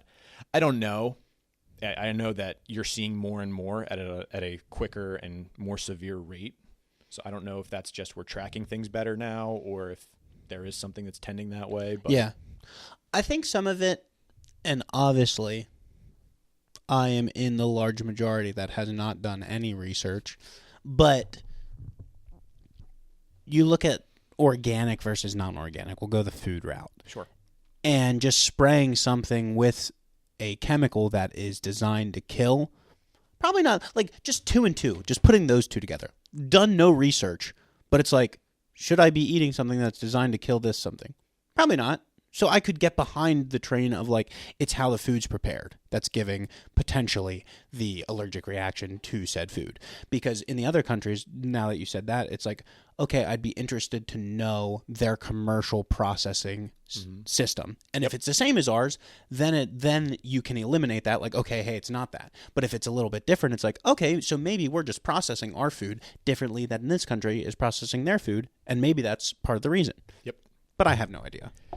I don't either. It gets hard. And like you look at some of those things and I don't know. I can be as tinfoil as the next person, but to say like there's some giant cabal or there's some like grand conspiracy about whatever, flat earth, the government is like trying to poison us through food. Pick your poison. Like it's just the extremity of how long, like the extremeness of how that is, like I just don't think it can hold all together. Yeah. So like there's got to be some sort of reason. I just don't know what it is. Yeah. My biggest thing, and this would be my biggest conspiracy that fuels a bunch of conspiracies, is money. Oh. Everything is driven by money. Yep. And if you can create a forever customer, then why would you ever get a cure for cancer? Mm-hmm. Like, and I truly believe in my conspiracy world that there probably has been a cure for cancer, but why would you ever give that to someone if you already have this elaborate treatment that is very expensive that you can have people keep coming back to? And I say that because if I'm dealing with billions of dollars and you're still healing the person, dude, it would tempt me. That's all I'm saying. And I think it would tempt a lot of people. And I think as a peasant, you can be very self-righteous. Yep. Because there's no stake in it for you. For those people, it is their esteem, it's their profits, it's everything. You got to please a board of directors. Like, I don't think people actually realize, and I'm not defending scumbags, but I don't think people actually realize the mental load that being a person of power has. Like, dude, the people you need to please. And if you don't please, there's a very heavy consequence for it. Or margins on, hey, the investors are unhappy. Yep. Like, stuff like that, I don't think we actually comprehend because we can't, because we're not there. And I don't know. I just, obviously, if we have a cure for cancer and we're killing that person, that's a bad thing. Yes. And I'm not saying that isn't, but I get how these corporations can get to the point of scumminess. I mean, I think I can understand from the idea that, like, greed is good and, like, I want more of this and we can push to whatever. And you can see that in anything. Like, I'm not going to take a shot across the bow, but, like, any sector, any company, like, you can see that at some point. But, you should, and I think, like, you should see those injustices and it should get you upset. And, like, just because I don't know what it's like, just because I don't have that, firsthand experience doesn't negate an opinion necessarily that's there, which is a dangerous spot to be. Like, you can see that on both sides. Like, you don't have anything to say, or you haven't been in it, so you don't get to, like, weigh in. But at the same time, it's like, well, just because I haven't experienced X, Y, or Z doesn't mean I can't have an opinion here. And that's a tenuous line to walk. Oh, dude, yeah. And I think a lot of it, obviously, again, uneducated person just making an uneducated guess, but there's been companies over the years where they started as good and they're trying to benefit something, and then let's just use the classic, there's an oil spill that poisons a village, and now thousands of people are dying. Let's just use that example. Taking it back to myself, when I am doing something that so let's say I'm bidding a job. I'm an estimator. I'm bidding a job.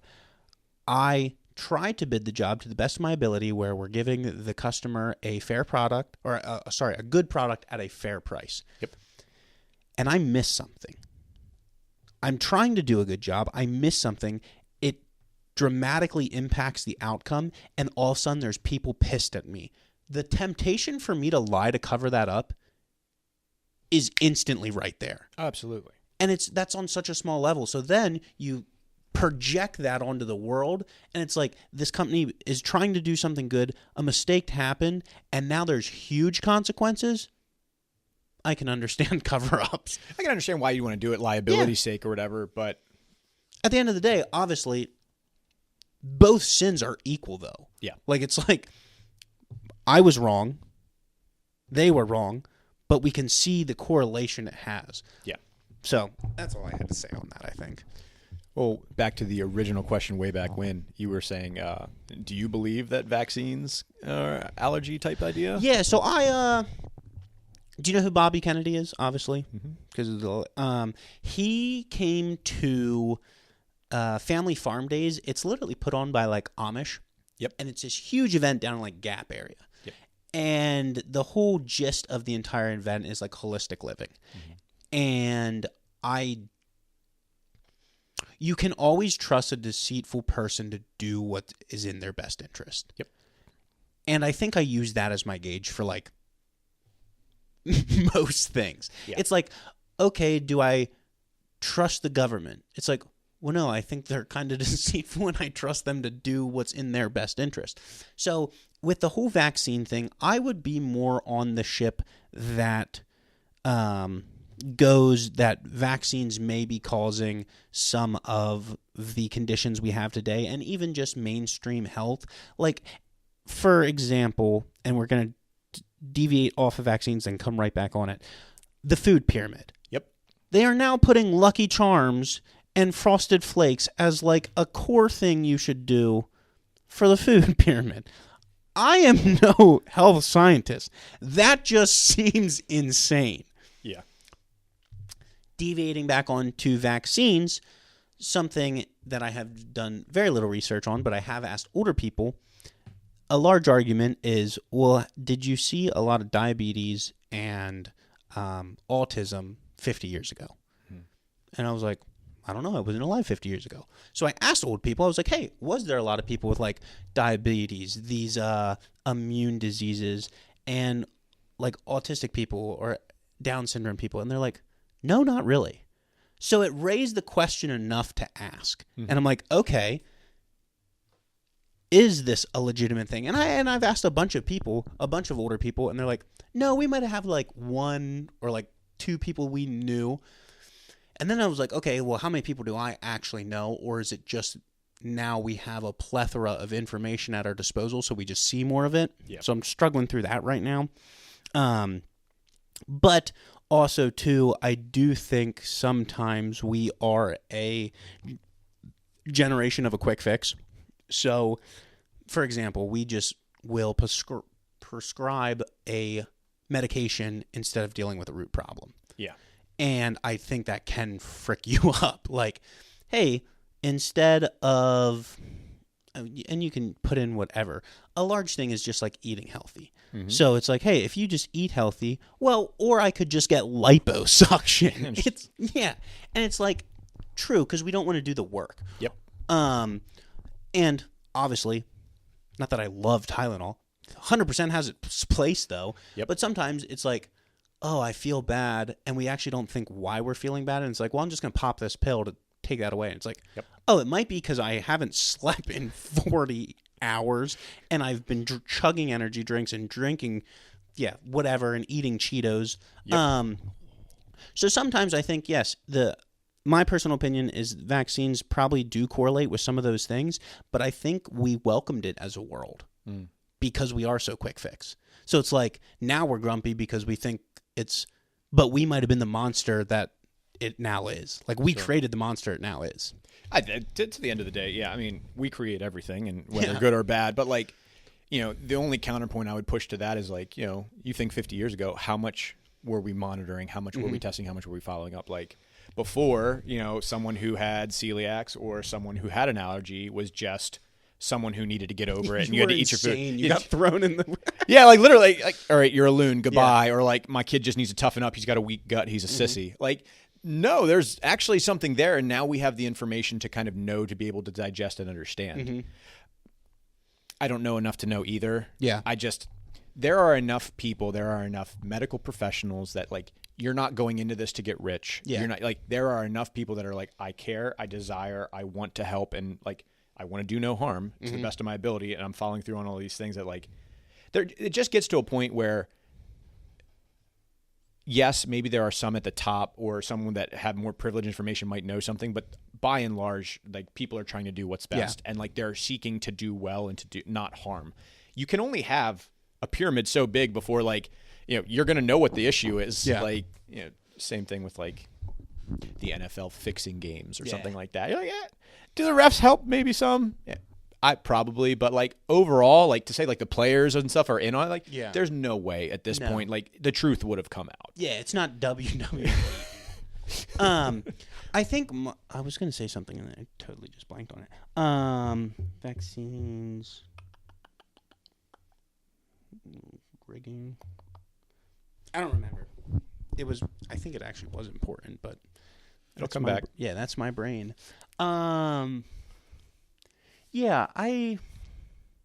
This is what I was going to say. I think the big thing where people really started questioning all vaccines was COVID. My question to you is going to be like, was this your attitude pre or post COVID? Because COVID, I think, opened people's eyes, and where it's like, dude, okay, we're getting a little off the horse here. Like, this is getting crazy. And then there was the booster and everything. The bummer about that is, and not the bummer, the situations, you will do what is best for you from the experiences you've had. So, therefore, I did not believe in the COVID vaccine. I still don't believe in the COVID vaccine. In saying that, if someone's dad or whatever died from COVID, you would probably get it. Yep. My experience, no one died in my life. No one really was super negatively impacted. So it's like, this is stupid. I'm not going to take this. But yeah, in in some of that, and obviously I haven't done the research, I've just listened to some conservatives, and I'm like, yeah, I'll rally behind that train.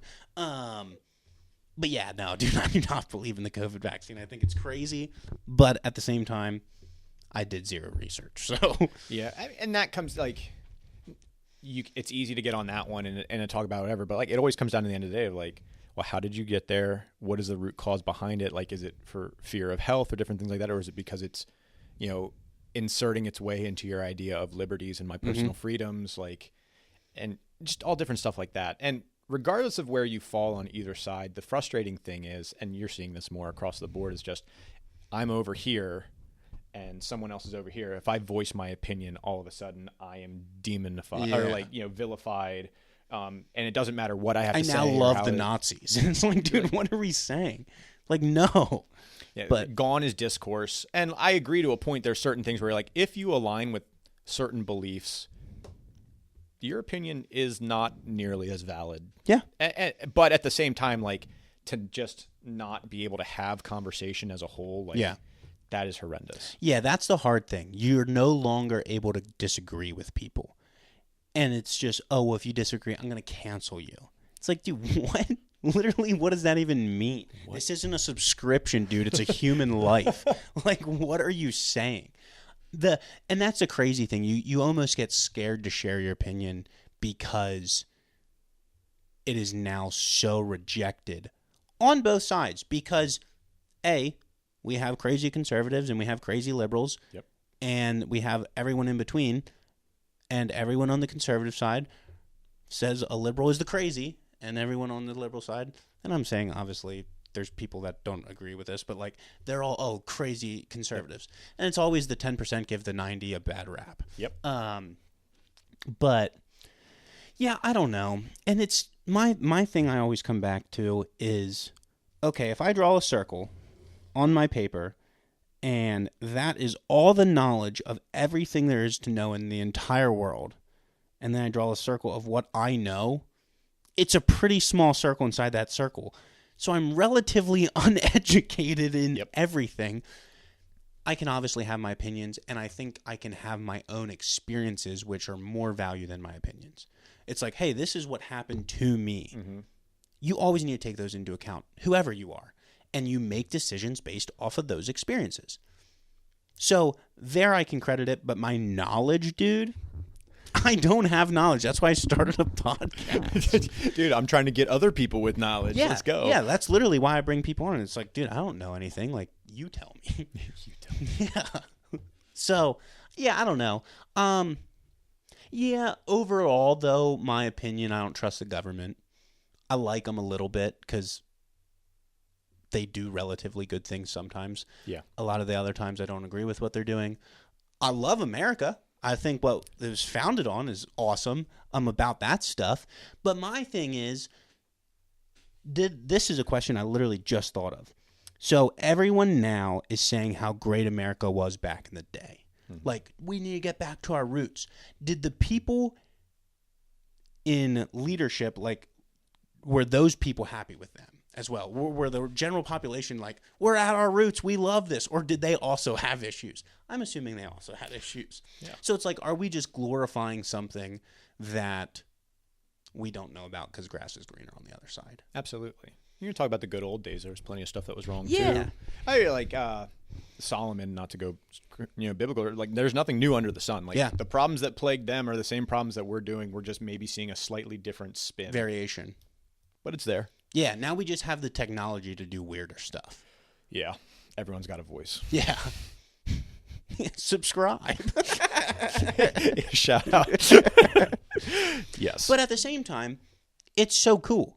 Like, 20 years ago, we could have never done this and potentially in a couple years make money from doing this. Yep. That's insane. That's so cool. A couple years ago, we had scurvy, dude. We had scurvy. Like, I don't know. It's just neat. There is so much good. There's also so much bad. Guess what? They've both been around. Like, I don't know. There was a quote that I had heard a while ago, and for whatever reason, it stuck with me and kind of helped. Like, you know, whether you're talking about the government or anything else, like, you know, like, the truth is probably far worse than anything we can imagine. Yeah. And like, for whatever reason, I'm like, all right, cool. Like, I don't have to worry about this anymore. Like, because whatever the evil actually is, it's like whatever. And I can kind of write that off and just kind of operate. And you're like, yeah, it's probably bad. But like right now, I'm going to do good in my sphere as much as I'm able. Yeah, and I think that might be the problem is we just know too much information of what's going on. It's like, well, my voice matters on this. Why? Like, why does your voice matter on this particular instance where you're not going to do anything to fix that situation? Yes. Where your voice does matter is in your community because, hey, you're actually going to impact that community. And obviously with media, you might have a little bit of a larger pool, but until you're actually doing stuff to change that situation, shut up. Yeah. Like the most dangerous place to be in anything, you know, whether this is like you're an employee at a job or you're working in like civil servants or part of an organization, whatever. The most dangerous place to be is where you're able to peek behind the curtain just a little bit. Yeah. So I can see some of the bad. I have no context. I have no idea how it was resolved, but I have some very deep feelings that I'm going to now go out there and poison the well. Oh yeah, dude. Literally, and I think peeking behind the curtain is just reels. Dude, if people, and obviously I'm not saying controversial crap all the time, but I was just thinking like, oh dude, if someone took this out of context, which they will, I could be like, I'm a bad person. Like this is no joke. Yep. And that's every reel you ever see. Oh yeah. It's like they could be quoting something that isn't even their opinion, but you filmed it and that's what you, and it's like, this person's a racist. And you're like, ah, shoot. Dude, yeah, I don't know. I just don't like politics. Mm-hmm. Like, I love this quote, and I've said this before, and it was about media and like listening to the news. And it's like, if you listen to the news, you're misinformed, and if you don't, you're uninformed. Mm-hmm. And I was like, I like that a lot. Yeah, I can hear that. I heard a quote. I'm going to paraphrase it just for verbiage, but basically, you may not mess with politics, but politics will mess with you. Yeah. And it's just like, I'm not saying you need to like go down to like every kind of thing, but like there is, at the end of the day, there is a responsibility to be a responsible civil, you know, like I am in a community. I should know what's going on in my community. I should be able to vote intelligently.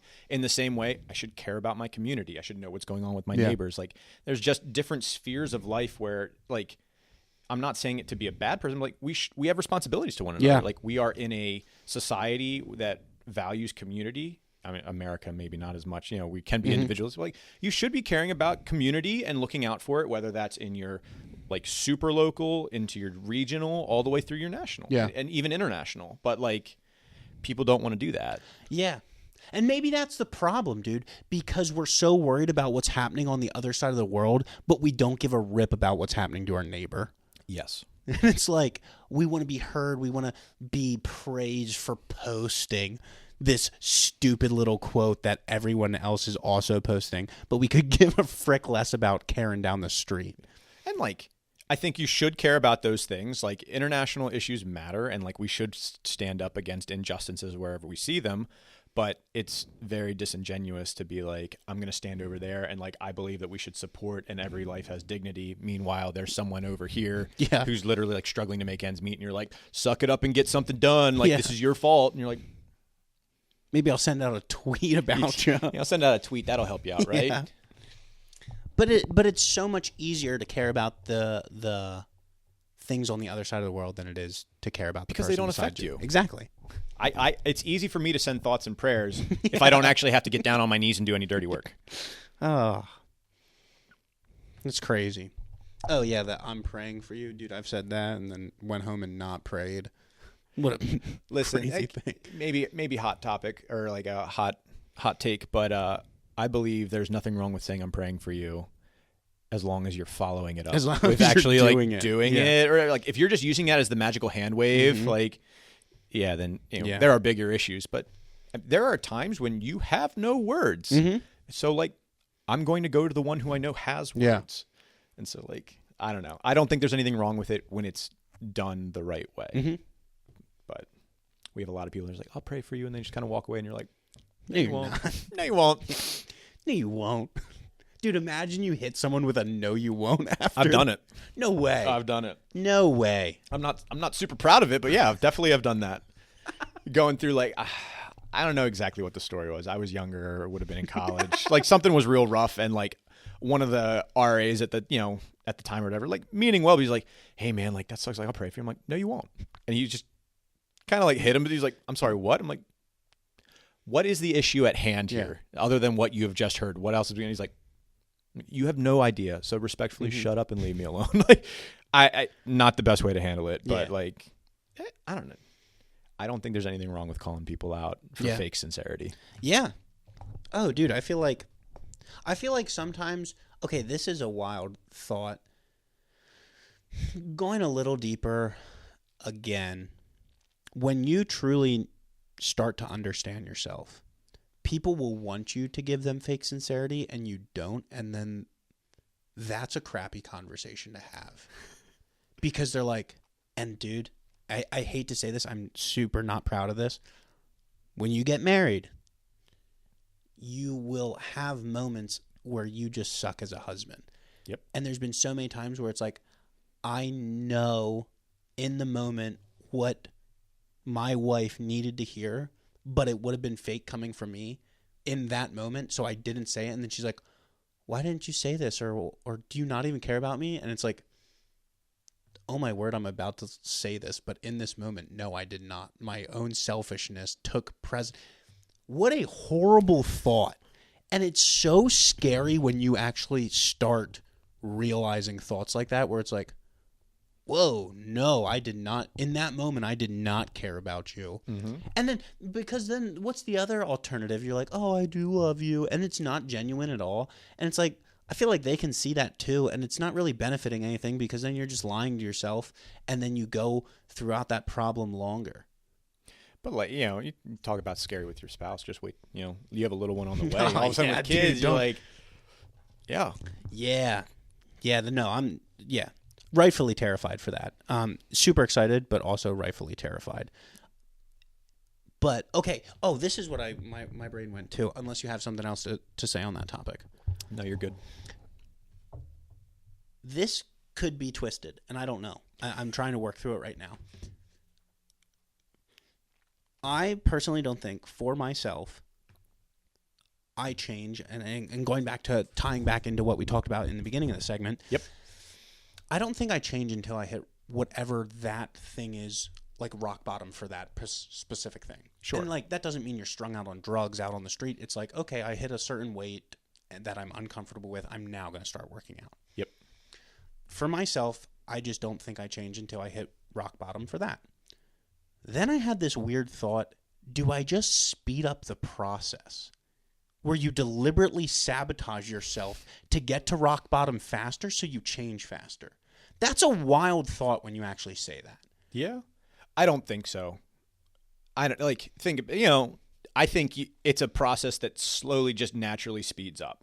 Like if I'm not working out and like I want a better body, but I'm not, and I just continue to just pound the Doritos and like just sit down and just doom scroll, like that starts off as an initially bad type of thing, but it's just an issue that compounds and grows. So like you're going to hit rock bottom faster because all of a sudden you're like, I just put on 200 pounds and like I can't even stand up. Yeah. Like you'll hit rock bottom faster because it's just a snowball that slowly picks up steam. I don't think anyone's going, I want to hurt myself more so that then I will change. Personal opinion. So this guy says I forget who even said the quote, maybe Chris Williamson, but he was talking about change and how if a situation, he said it would be better for you guys to be in horrible situations. That way you actually change, because when your situation's just kind of meh, it takes you way longer to change. Mm-hmm. And I agree with that logic, but then if I agree with that logic, if I apply it to what I said, like, do you just speed up the horrible so you change faster? Obviously, everything, if you're a Christian, you believe like everything happens for a purpose. And a lot of it is the journey, not actually what happens. I know that's a little cliche on either side of it. But sometimes I just want to speed it up because it's like, dude, this sucks. I admit this sucks. Mm-hmm. Let's just fix it. Yep. Well, and it also just gives you an excuse to kind of be more of a dirtbag. Gives you an excuse to be a dirtbag. you want to bring in the spiritual, like, at the end of the day, you want to change, or you want to end this, or you want to do whatever. Like, at the end of the day, who is, like, where is the desire coming from? Like, it's you. Like, I want to see this change. I want to do this thing. I want to get to this place. And, I firmly believe that, like, the Lord has established our steps and has put things in place for a reason. Like, he, Ephesians 2:10, like, we are his workmanship, but he's prepared good works ahead of us so that we could step in them and walk in them and do them.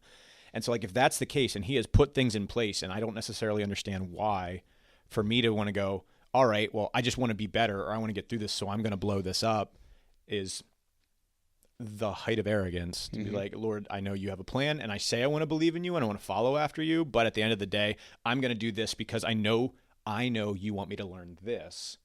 I know you want me to learn X, so I'm going to blow this up so I can get to learn X. And meanwhile, God's like, I wanted you to learn A, B, and C. Yeah.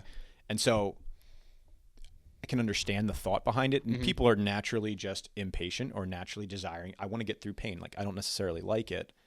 But when we get to a place of understanding of, like, those situations can be whatever, like, I look to change more from, like, how the Lord is redeeming me and drawing me in that. It becomes a lot less of, oh, I wanted to be over here, and more of, like, I can't believe it actually revealed these things instead. So, like, yeah, you can try to tank yourself, but again, you are the one trying to take control of your destiny, when in reality, like, that is not the way as believers we are walking. Yeah. Should be walking. Yeah, I think that makes sense to me.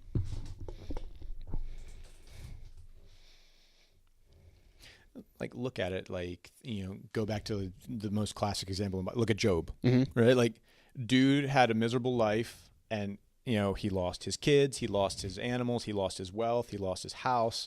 The Lord, in his infinite wisdom, I swear God has the greatest sense of humor of all time, but, like, left him his wife who told him to curse God and die. Like, God, you could have taken her at this point. I think I would have been okay with that. And yet he didn't do anything to make it work. Like, he didn't push it down. Like, there was no other rock bottom. Like, he engaged and sat in it. Like, he willingly took the abuse from his so-called friends and, like, allowed himself to, like, and fought and stood on principles and, like, what the Lord had already revealed to him. And because he was willing to do that, he came out the other side, redeemed or restored, or pick your words. Like, and that was a great story of how, like, he was actually given so much more than and blessed beyond measure. But, like, even if we get to a place where, like, we're going through a physical illness, or, like, I'm a type 1 diabetic now, like, that's never going away. Yeah. Got that for life. Yeah, I got that for life. Lifetime so, like, subscription. I could just pound sugar and not take care of myself, and, let my limbs fall off or whatever. Like, I want to be around for my kids. I want to learn and see what I have to do. All right, Lord, if this is the cross I have to bear, what is that showing about me? Like, I wanted to be self-sufficient. I take pride in being able to watch over myself, and now I have to learn humility to be able to stand in this. There is a huge fear that I just cursed my kids, because if I'm now they are genetically predisposed to something like this, and you'll see this soon. But, like, as a parent, you're like, you can stab me, like, I'll do anything so my kids don't have to experience this. And it's just, like, that guilt and fear of, like, I trust that the Lord is sovereign, and if that's the case, then even in this moment, I am learning that this, though a curse, can be a blessing, and I have to be willing to open my hands of that in every realm. Yeah, it's not easy. No, it's not. But, like, so you say, like, I mean, you can tank yourself to get to a place of. You could tank yourself, but ultimately the Lord is still going to draw. Like, if He wanted to show you this, and you're tanking yourself towards this, you may get something over here, but you're ultimately going to realize, like, I had to come over here anyway. So you're just inflicting extra pain. For, I don't want to say for no reason, but, you're doing more because, we're stubborn and you're hurting yourself.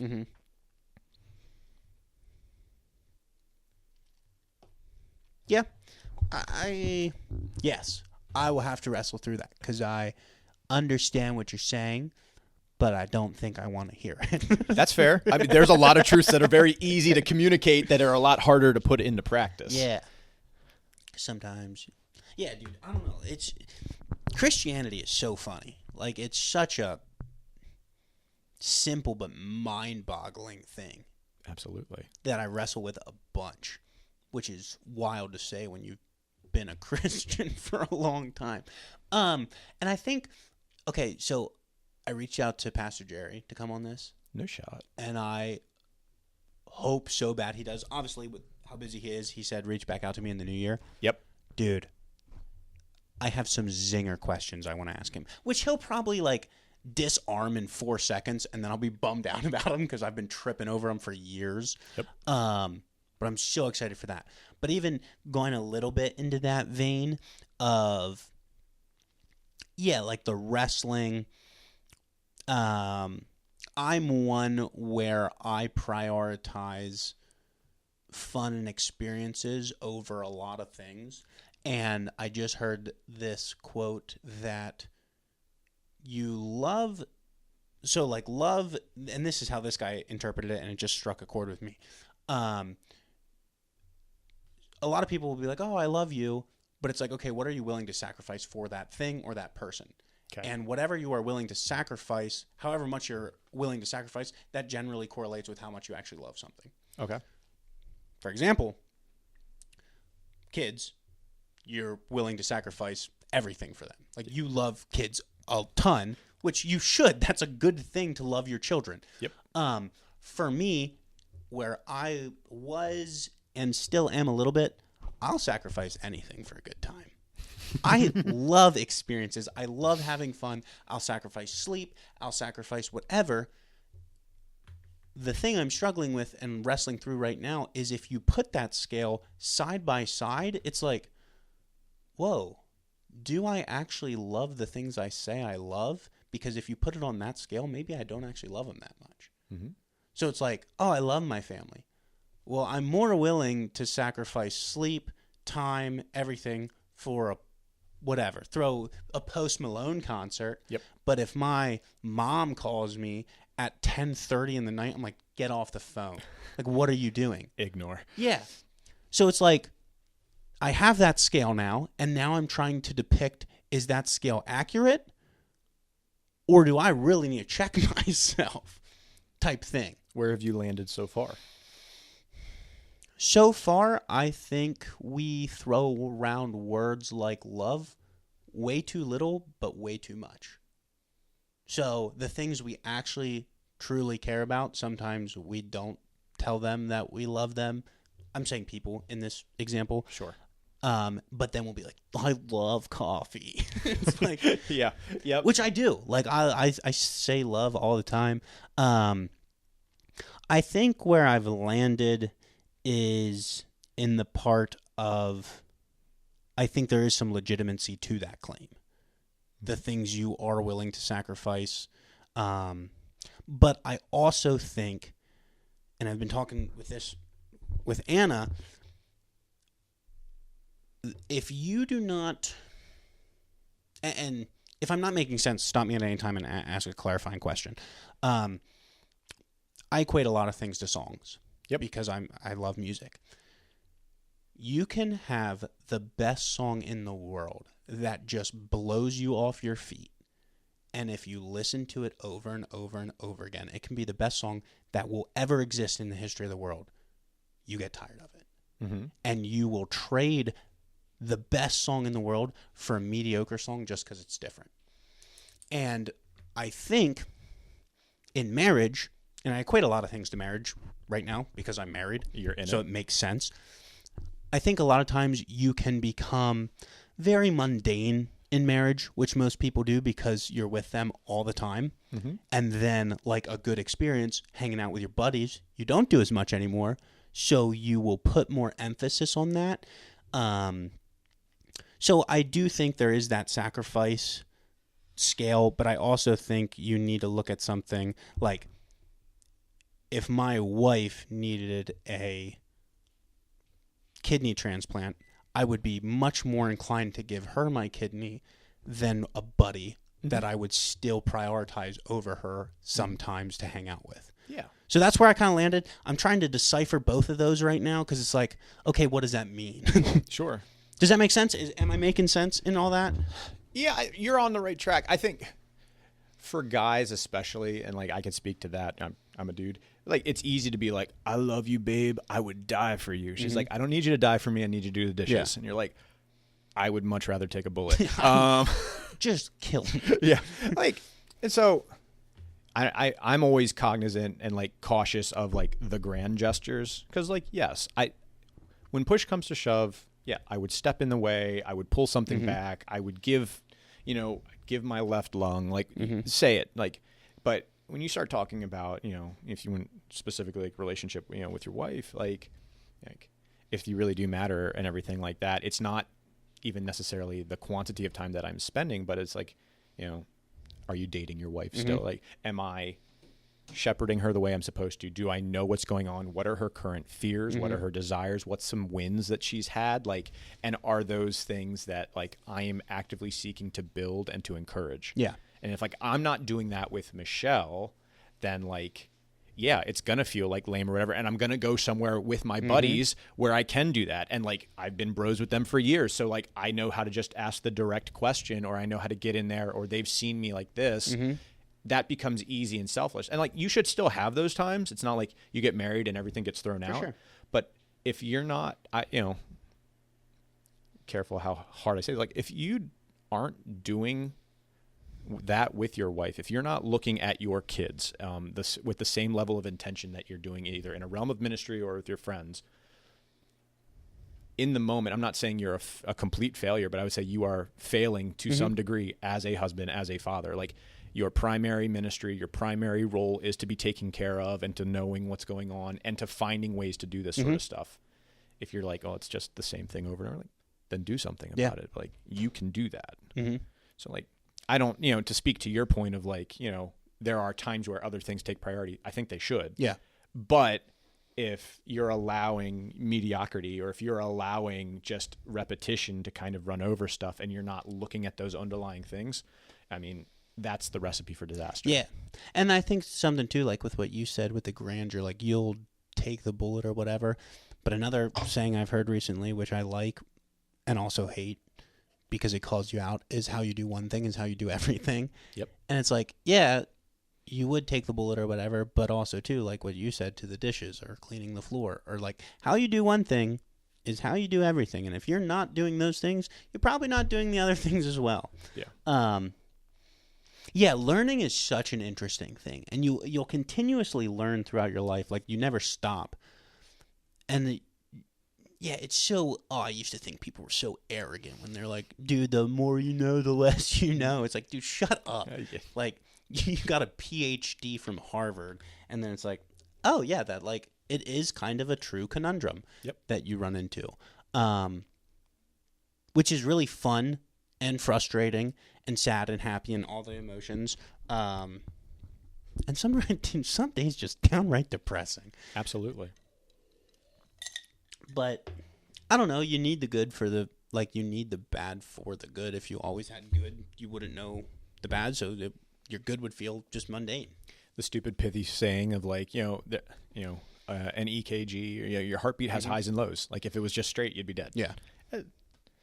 You don't want to just kind of write something off that way, but like, yeah, we experience things through the whole realm of stuff. The difference is, am I just letting it happen, or am I engaging?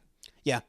You talk about it, right? Like, I love watching people, or, I love engaging that way, or seeing and like studying or whatever. Like, it is super fun with others, but like, I need to make sure that the people that I claim that I love the most, or that I care about the most, that I'm doing that with them. Yeah. Like, what does make Michelle tick the most, or like, what does bring her hopes up, or what kills her?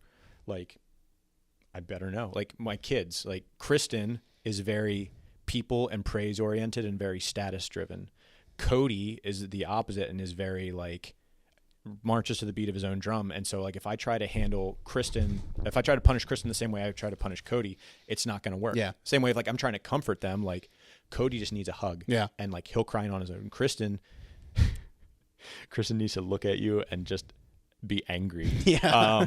And needs to be able to engage and talk things through with someone who's level-headed to help her kind of process. And then after she gets there for a while, she'll come around and like, and you're good. Yeah.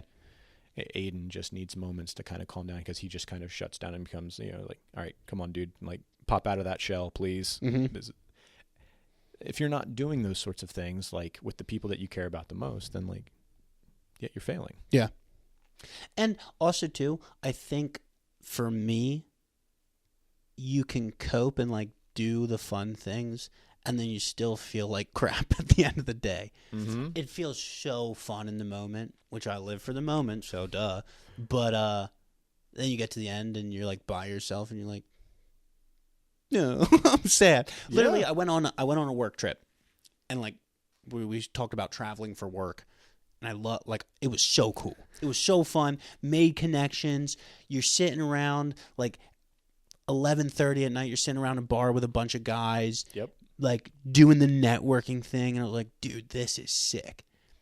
And then I went to my hotel room and I was alone, and I was like, I miss my wife so much. Yep. Like you can go from such a high to just like, then you're actually alone with your thoughts and you're like, this sucks so bad. It's so momentarily filling. Mm-hmm. But sometimes I can let those momentarily feelings like determine a lot more than it should. There's a place for that, though. Yeah, right? for sure. Within reason. It's hard. I feel the same way. Like when I'm very fortunate that, I'm able to help lead some missions trips, or I have in the past at least, of like, taking students up to Montreal, Canada, and like doing VBS's, soccer camps and stuff like that. And being able to see like both the students or like the kids that you're engaging with, like see love and affection and like kind of coming out of their shells, and seeing your students like understand like, oh, this is why I'm doing it, or like, oh, I've been gifted this way, so like I can use these, and like that is so magical and like amazing. And then all of a sudden, like, you get the call or the text coming in like, hey, Kristen fell off her bike and now she needs to go get stitches. And you're like, and I am a world away. Yeah. And you're just like, oh, like, it's good. Mm-hmm. They're great opportunities. But, Yeah. when the rubber meets the road, like my hope would be that like you are, like your heart does still bend back and like you are looking. Yeah, okay, I got another, I don't know if it's controversial. I love it. I don't know. Take for you, now that we're kind of on the topic of kids and family. Some people say that, well, there's two different camps, and one is like, you will never love anything like you love your kids. And now I feel like more recently I've heard you still need to put your wife first and your kids secondary. Mm-hmm.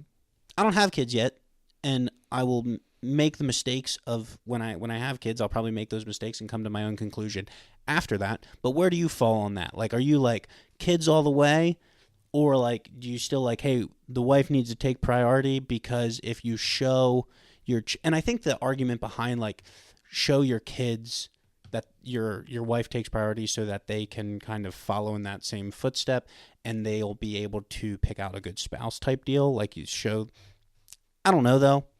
But do you have thoughts on that? Like, are you like, yes, kids take priority, wife takes priority? Are they level? Are they separate? Mm-hmm. Yeah, we can go as deep as into the weeds with this as you want, but like, and it's something that can be easily taken out of context. So always up for a deeper... So I'll clip it. Yeah, that's pretty much it. Yeah, like this is what Mike believes. Which send it to Jerry. Send it to Jerry. So when you are on this, you're on the mortal plane here, you find someone that you love, in marriage, what is marriage ultimately at the end of the day? Like a representation.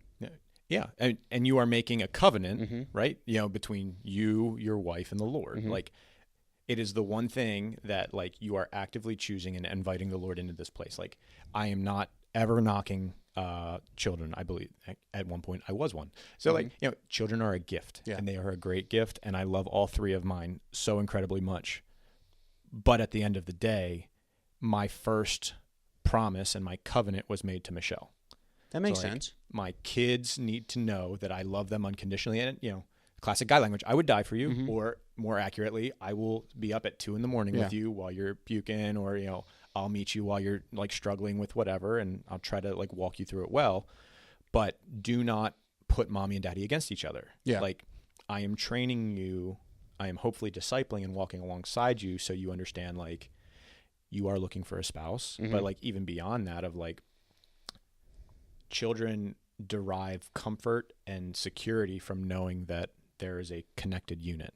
Mom and dad are together. Mom and dad are, we love you. Like, don't ever make me choose, because I don't want to have to do it that way. Like, there's greater issues at point. If you're having to choose between wife and kids, so much has already happened where whatever. But like, my primary devotion is to the Lord, but like my primary earthly devotion is to Michelle, and immediately following is my kids.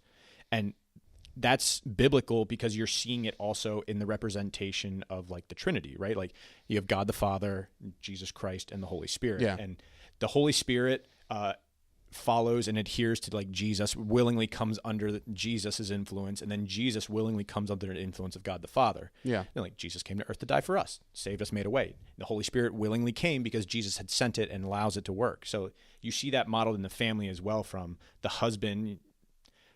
Not saying like we're God, like we're perfect, like, but we have that kind of role of, influence and looking over and everything else. And then like the wife coming in, kind of mirroring Jesus and everything. And then the kids coming in as like the Holy Spirit. It's a whole continuous unit. But there are certain things in place. Yeah. That doesn't make anyone more or less significant. Like everyone has incredible wealth, but there are different roles at play. So, yeah, it's a word salad, but does that make sense? I think so. I think I would agree with that at face value. Yeah, because and even if you just take it super face value biblically, like you're not making that covenant to your kids. Correct. It's like it's not like, hey, you and your kids are becoming one. Be weird in a couple contexts, but it's like, hey, you male and female come together as one unit. Yeah, I think I would agree with that. Like you're filling the mandate, like be fruitful and multiply. Yeah. Like, yes, and I want you to learn, like, hopefully too, right? Like, I love all three of my kids, but if my kids are 40 and still living with me, either we did something terribly wrong or, like the housing crisis never got better. Yeah. Like, who knows? But like, I hope that they go out. The whole idea is to get them ready to disciple them so that they can continue this on. If I am pouring all of my time and attention and love and talents into my kids, there's going to come a day when the kids are gone and I'm going to turn and go, who are you? Exactly. Yeah. You wonder why people don't retire, or when they do, all of a sudden it's like, yeah, your dad and I, like all of a sudden the last kid goes to college and like, your dad and I are getting a divorce. And you're like, yeah, that's actually super true. I didn't think of it in that light, but that makes a lot of sense. Yeah, like your kids are going to move on. If you are doing your job, they will move on. Yeah. Even if you're not, I feel like some of them stick around, but it's like, dude, this guy's a quack. I'm out. I'm going to get some drugs or something. Yeah. So they still move on, just not in the best light. Sure. But yeah, you and your wife, it's like, she's still there. You're still there. Kids are moved on. Yeah, that makes sense. I think I would agree with that. Doesn't make it easy, and that it's so hot button, right? Because it's like, oh, he said pick the wife, so now all of the kids are like, oh, dad doesn't actually really love me. Like, that's not true. And again, I would say that as a husband, if you get to a place where you actually like, there's that ultimatum in place, there has been a multitude of failures that led up to this point. At that point, and it's completely different conversation. Like, if done well and done correctly, that brings stability and unity, not uncertainty and chaos or fear. It should bring hope and love. Yeah, I like that, man. There's so much where you just like, I feel like life is just one big wrestling match with God. Like, you're trying to constantly just figure it out, and like, I don't know. There's just so much good that comes from wrestling. It kind of sucks when you're in it sometimes. But then you grow exponentially. And, man, I don't think I wrestle right, probably. I'm probably wrestling like the WWE when I should be doing like some MMA stuff, some jiu-jitsu. But, I feel like even when you do it wrong, but you're still wrestling, you still learn at some point. Yeah. And, it comes down to I am, at the end of the day, I am fallible. I am a bag of meat that doesn't really understand half the time what they're doing. Yeah. Within reason, like, I don't have to be faithful because the Lord is. And like, thank God that there is nothing based on my merits. It is purely based on, the saving work of his son and what he's been able to do. And so, not that I use that as I can do whatever I want, but like, like, I am hopeless, but like, I can come to you. Yeah. So like, even when I'm faithless, you are faithful. And like, I should be able to come. It's easier said than done, though. Dude. I don't know how much longer you want to go, but man, you open up that vein, and I got some questions for Ask you. away, my man. Okay, we're at another hour. You want to take another break because I got a whiz. Yeah, take a break. Sweet. I totally lost my train of thought. What did you say last? Talking about, what was it? Covenant failing. Yeah. Oh, I feel like this is a crazy thing to say. So, in the Lancaster County Bible Belt, for me personally, I can't speak for anyone else because I only have my own experiences. Sure. But I can assume, and I do that. I assume people have other experiences like myself. Growing up here is a huge blessing. Like, there's so many things you have gone for you already that a lot of other places might not have going. You generally have two loving parents that statistically are staying together longer than most other places. Sure. Not saying that's the case for everyone. The probability you're born into a Christian family is pretty high. And in the conservative, Bible Belt, you can kind of just be brought into this organization, I'm going to call it, where you don't really need to think for yourself. Mm-hmm. And you can just ride along the coattails of your parents and your peers. And I realized, and it's sad to say, but it's honest, that for the past 20-some years, that's what I did. Mm-hmm. And I never, I know scripture, I know Bible stories, I can fool a lot of people, but I realized at the end of the day, dang, I'm kind of a fraud because I never wrestled through the things you need to wrestle through to actually have a true relationship with Jesus Christ. And saying that as a Christian for 25 years, not 25 years, 20-some years, is insane. Mm-hmm.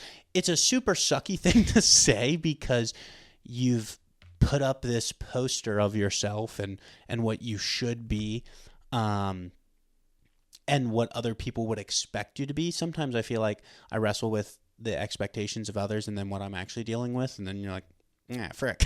Yeah, absolutely. And actually just figuring out what you believe. Mm-hmm. And dude, what a doozy to figure out in your first couple of years of marriage. Yeah. What a dumb thing. But I mean, it has to happen. Yep. And I feel so my thing, there's been so many times where I've had conversations with my wife, and obviously I don't wish I didn't marry her, but it's dude, for your sake, I wish I would have learned this before we got married. But I don't think I would have, because I would have just been my same stupid self. And I think it takes certain things in your life to instill those changes. And I think the sad thing is, and obviously I'm assuming here, but I don't think I'm the only one. I think that may be a lot of people where maybe they just rode on the coattails of a really good thing, but they never made it for themselves. And then they do get into a marriage or, any circumstance in life where you have other people dependent on you, and then you start figuring out what you actually believe. And the crazy thing about that is some of the stuff maybe you actually believe isn't what the people you've been raised with believe. Yep. And it's whoa, now I'm 26 and I need to tell these people that, hey, yo, I actually don't rule the way you do. Yep. And it's just that's a wild thing. That's a big part of my testimony. I was, I'm not knocking anything, I believe in a believer's baptism. So you come to faith in Jesus first, he redeems and rescues you. And then after you believe, then you follow through and you get baptized. Yeah. It's something that happens in that order. My parents grew up and I was raised in a way that they did infant baptism. Yep. And so, I was baptized, not as fully as an infant, but as a younger kid. And I was that way. My dad ended up getting baptized with me. is a huge deal for him. He has since walked away from the Lord, and breaks my heart. But I had kind of dealt with that, and that was a lot of baggage of like, am I going to believe this? Or like, is this like, you need to get baptized? Like, you finally put your faith in Jesus. Yeah. Like, I came to faith way late, later, like I was like 15, 16, and they're like, you need to get baptized. And I'm like, I was. And like, that's why I'm so passionate about like youth ministry, because that's finally like right around the time you can drive is about the time you finally start going from the concrete to the abstract thinking. And am I going to believe what mom and dad believe, or am I going to do my own? And is there differences? Yeah, you're starting to become your own person. I had to go back to my father and be like, Dad, I love you. I'm inviting you to this, and had to have a very difficult conversation. And, it didn't go well, but like, that's what I love too. Like, the Lord calls us to obedience, and it doesn't always have a super nice bow, but it did affirm to me that the stance that I was taking was right. And like, I love Jesus more than wild concept. I love Jesus more than the approval of my earthly father, which was very hard to kind of come to, and there's more baggage there, but like, okay. And like, if that's the way the Lord's been able to get a hold of me, like that's why I'm a youth leader. That's why I'm an adult small group leader. Like, let's start talking about this. So you say like, I've been living this life, and like, I'm finally coming to a place, like, praise the Lord that we can meet students in this, or even children's ministry. We can start there, and we can start kind of building stuff. But like, there are plenty of people that come in later that, may or may not have been doing whatever. And for better or for worse, they're now in a marriage, and you wouldn't be the only one who's like, I don't even know if I like hold to this or whatever else. And now not only do I have to walk through my personal sanctification and salvation and understanding, but I also have to do it in terms of like a marriage. Like, outside of a church, you're doomed to fail. You're like, I don't know how you do it. I don't know how people can do it. Yeah. It's like, not to put you on the spot, but like that long phrase that the long kind of story there that you said, like, are you confident in where you stand? Me, am I confident in where I stand with what? Like your faith. You said like, I don't know if I necessarily, I rode my parents' coattails. Oh yeah, dude. I would say I've questioned the Lord so much, and I'm getting out of the barrel, like, of the wave, but you're still riding it. Like, Sure. I'm still, and I think the biggest thing with me, and I think there is a reason why I started doing this, like podcasting. It's because I like having honest conversation with people that I grew up with, but also people where I can, like, it's weird because it's such an intimate conversation, but yet anyone can watch it. Yes. And you will say the dumbest stuff on here that you wouldn't tell anyone publicly. And I love that about it. For me, no, dude. Let me see how I want to word this. For a long time, I didn't, believe, or I thought I believed something. And then I realized my actions that I was doing totally counteract what I believe. Mm-hmm. Now I'm getting to the point where my actions still sometimes counteract it, but I'm doing the wrestling now. Mm-hmm. So to answer your question, like, am I concrete in my faith? I don't think, which is a wild thing to say, and I have conservative listeners on here that's going to suck to hear this, but no, like, I don't think I am. Like, I know that it's the truth, but, and like, I firmly believe that 100%. The part where I struggle is sometimes I don't want to submit to the truth. Yeah. Like, I know in my heart that, okay, maybe I can word it a different way. I'm going to go on this, and then I'll word it. Okay. I know in my heart that, like, this is the truth. This is the right way. And what I was taught growing up, like, I agree with like 90% of the church that I grew up at. Like, great church. It was just like, it was easy for me, so I didn't make it my own. Mm-hmm. For whatever reason, I have a thick skull, and I need to fail and learn crap on my own. And it's I don't want to throw shade in and be like, it's their fault. I don't think it is, because I don't think you can actually, I don't know. Like, I'm just not willing to put the blame on them. Sure. Maybe it is. I don't think so. I think it's my fault. I'm not sure. I'll wrestle through that in the weeks to come. But shoot, I was going to go on that tangent and then come back. What was I coming back on? Talking about faith. Oh, yeah. Yes. So I'm concrete on the beliefs that, yes, hey, there is a Trinity. There is a one true God, Father, Son, Holy Spirit. They're all in one. He sent his son to die on the cross for our sins. Like, all that, I believe. The part where it gets me, and this is what I was getting into, is like, my heart doesn't follow that all the time. Mm-hmm.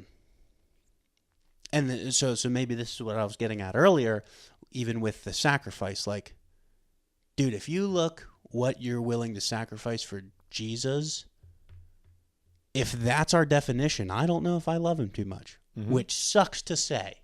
Yeah, I mean, that's a good heart check. Yeah. You look at that and like, my biggest concern is, as your friend, as your brother in Christ, like, you say like, I don't know if I believe this or I've been around. I'm like, well, let's first hold on and like, maybe like, do we have a saving moment of like, yeah, like, absolutely. Do you have a place? Yeah, so sorry. like, no, that's fine. And like, I would hold to that, but it's important. Like, if you are wrestling, like first and foremost, like my anchor is like, I'm holding this to be true. There was a moment where I can say confidently that the Lord got a hold of my life. And then the rest of it, I don't want to hand wave it away, but like the rest of it is sanctification and walking it out. Like, it's not easy and it's hard. Yeah. Like, but that's okay. Like but you have to be willing to dive in. Like, my life verse. I don't know if you have a life verse, like Not a specific verse in scripture. It helps. They can kind of change as you kind of go, but one that's been sitting on me for years in multiple seasons is it's John 16:33. And it's Jesus is talking to his disciples. It's, ultimately right before he's going to get, betrayed and then ultimately hung on the cross. But he's explaining through a whole bunch of stuff, says some pretty depressing things to his disciples, and then ends on this note. He goes, I've told you these things so that in me you may have peace. In this world you will suffer, but take heart, I've overcome the world. And so it's like, I wish that my life was easier, but like the Lord has saw fit to give me these different challenges, and that's okay. If Jesus has suffered, he literally promises that we will. Yeah. But like, we can take heart in that, we can have courage in that because he's overcome these things. And so like, an encouragement to you would be like, you seeing that you're saying like, I don't know, I don't necessarily know where I'm at. Like, that is not uncommon. In fact, like if you aren't struggling at all, that might be a whole different conversation. Yeah. So like, don't beat yourself up too much. Yeah. But you got to get around people too. For sure. And I think my thing is, I am one where being a hypocrite is like really annoying for me. Sure. Like, I don't like being that, which I feel like most people don't. I would hope so. But it's this point of kind of like I'm praying for you. No, I'm not freaking praying for you. Like, so I'm not going to tell you I'm praying for you. I know it's a Christian thing to say, but I'm not doing it. So, and I feel like that, rightly or wrongly, has influenced my Christian walk, where it's like, if I'm not feeling it, like emotionally, maybe I'm just like, I don't know if I believe this. Where it's just like, because I'm not acting it out. And then you get into the works and faith thing, and that's wrestled that one for a while. But yeah, I don't know, like the things. Okay, perfect example. You are interested in the thing, like, what am I even freaking trying to say here? Okay, yeah. So I use this as a gauge as well. What you're interested in and what you love, you talk about a lot. Sometimes I don't talk about Jesus too much. And it's just like, okay, and like, you want to spend time in those things. Like with this podcast, like, I want to spend time in it. I want to grow it. I want to do all these things. I don't want to read my Bible. I don't want to pray. I don't want to do these things. And I think a large problem with what I have and I think I'm man enough to say this, is I still want to do sinful crap that's fun. Mm-hmm. A lot. Yep. Like, and if I commit to being a Christian, then I can't do that. But if I play this whoozy floozy that I'm kind of half in, half out, it's still horrible, but you give yourself the excuse that, well, I'm not fully committed, so I can do this and still be okay. Obviously, when you actually break that down logically, it's retarded, but you can trick your own mind. It's easy to do that. Yeah. Like the biggest thing too is, you pay attention, and like you're right, we've been talking about this whole time.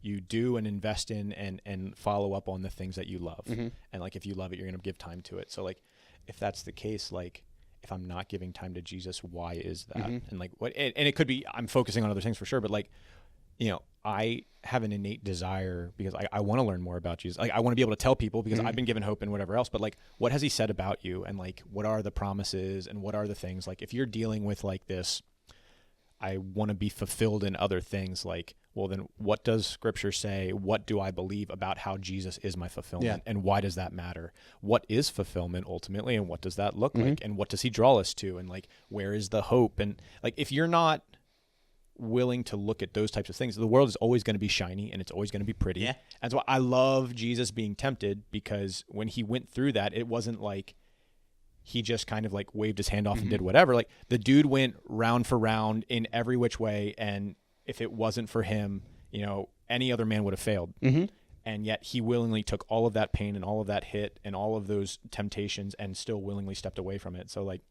yeah, there's a reason behind that. Yeah. It's just caution, right? Like, and this, so like, I don't want to come off as being, up above and speaking down or whatever, but like, this, and like scripture, like Paul, like, shall we continue in sin so that grace may abound? May it never be. Yeah. Or like, Jesus himself, like, you can only serve one master. You either love one and hate the other, or hate one and love the other. Like, he was specifically talking about like God and money, but it's the exact same thing. And like this halfway kind of mentality isn't actually a halfway. Yeah. But you just trick your own mind. Yeah. Yeah. And I think something too, which I fall trapped to a lot, is when you hear like, perfect example, which is no secret, Theo Von is like one of my favorite comedians in the world. Sure. I think he just has such a rich story of just these horrible times, and horrible times make good stories. And I may self-sabotage myself sometimes because I think, and I truly believe this, which is wild because it's so weird to say out loud, but like sometimes it's like, dude, if I would just do drugs, I would have awesome stories, which is insane. But at the same time, it's a legitimate thought of mine, so I'm going to be honest about it. And like you almost want to go bad, so you have the stories of becoming good. Mm-hmm. I love this because, I was not a cherub. I was bad growing up and everything, like, and the Lord was, and I love that story. Why? Because it's my story. But like, I love engaging with students or like, or even my wife, like, she gave her life to the Lord, like the Lord saved her at a younger age. So like it wasn't as, I didn't have a rebellious phase per se. And like the greatest story that one could ever tell is the one where the Lord has redeemed you early and where you didn't have to go through those things. You'll still experience them in this life because we're whatever, but like that is my favorite story. And that is the story that I wish I had, that I obviously don't, but like it is the one that is the most encouraging to me because it speaks to not just the Lord's graciousness in the life of that individual, but it speaks to the many people that were pouring into that individual all the way through. Like it shows you what the church was designed to do and how the Lord has really called us to operate here on earth. Yes, I think there's plenty of stories that can be fun about getting you into stuff, but even rephrasing of like what actually is a significant and powerful thing, and like knowing what that looks like. Anyone can say I willingly went into sin, and like, but look how good God. Like, it's more about like, look how gracious my God was in spite of me, not because of me. Yeah. It's wild. It's fun. Well, if you break it down ultimately at the end of the day too, right? Like you're saying, like, I would have such good stories, or I would be able to do this, or I would be able to do that. Where is the emphasis? I know. And I think the thing, too, which I have talked about on this podcast before, is if you are, like, legitimately devoted to Christ and you live your life like Christ did, you will have the most radical stories ever. The thing with it is it's hard. Drugs are easy. Sex is easy. Like, whatever you want to put there, that's easy to still get a good story. It's like a cheap knockoff. Yep.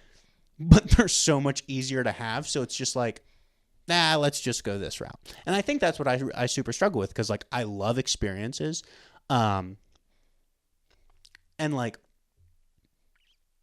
there is super empowering, and, like, some of the best experiences I had in my life isn't when you're, like, chasing the dumb high. It's, like, meaningful conversations. And, yeah, when you've seen God work in a crazy way. But also, too, people have very short-term memory loss, and then we forget about those, and we do the dumb stuff anyways. Yep. Think about it, though, right? Like, you talk about, like, a believer will always have the best stories. Like, to other believers, absolutely, because, like, we see the ultimate plan. Like, we see the Lord at work. Like, I'll be honest. Like, if I don't believe and I don't name Jesus, like, I don't really give a crap that, like, you were, like, I think you're brainwashed and I think you're stupid and I think your stories suck. And so it's like, I have to really count the cost of what I can. And like, I have to even rephrase my mind to be like, what is a valuable story, or what, like, how every story has worth to some degree, shape, or form. But, like, am I following what I preach? Am I practicing what I preach? I don't know. One of the most impactful stories for me, or, like, moments for me, and this isn't, like, super recent. This is in the past couple of years. My sister, I have a sister, after my parents split and everything like that, we kind of had each other and we were really close, and then had a falling out after I got out of college. And it was really rocky for a while. And just not a believer. I pray for her every day. And finally, it got super contentious to the point she was like, the bridge between you and I is burned, and my only regret is that I didn't light the match when you were standing on it. That quote lives rent-free in my head. Dang.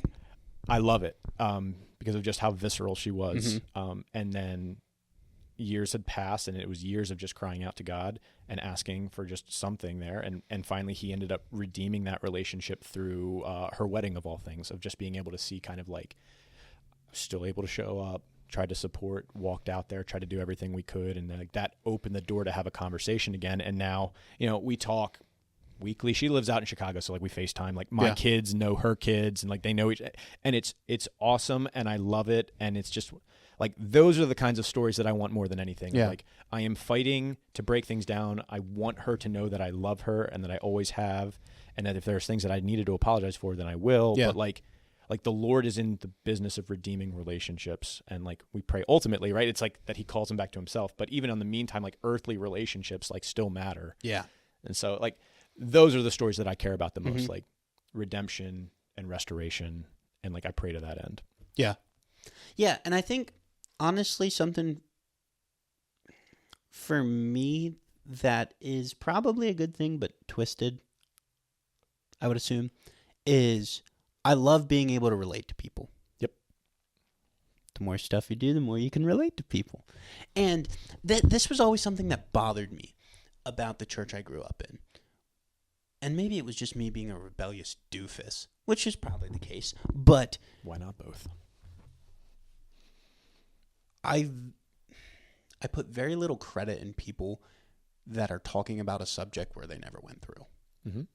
And that was a large thing. So it's like, but kind of to your point, like, what, am I going to make them drink just so they can like talk about? That's insane.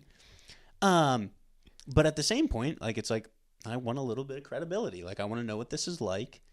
And I think I have skewed it to a weird, I don't know. I don't know what I skewed it to. Probably not something good. I'll wrestle through that one later. But yeah, it's like, oh yeah, the more, I do love relating to people. And quite frankly, the more stuff you get into, the more people you can relate to. It comes with a cost. Yeah. For sure. Sometimes I just like, don't look at the cost. It's like credit card debt. You just swipe that card and it'll show up on your statement at the end of the month, but you don't got to worry about it right now. And that's future. Yeah.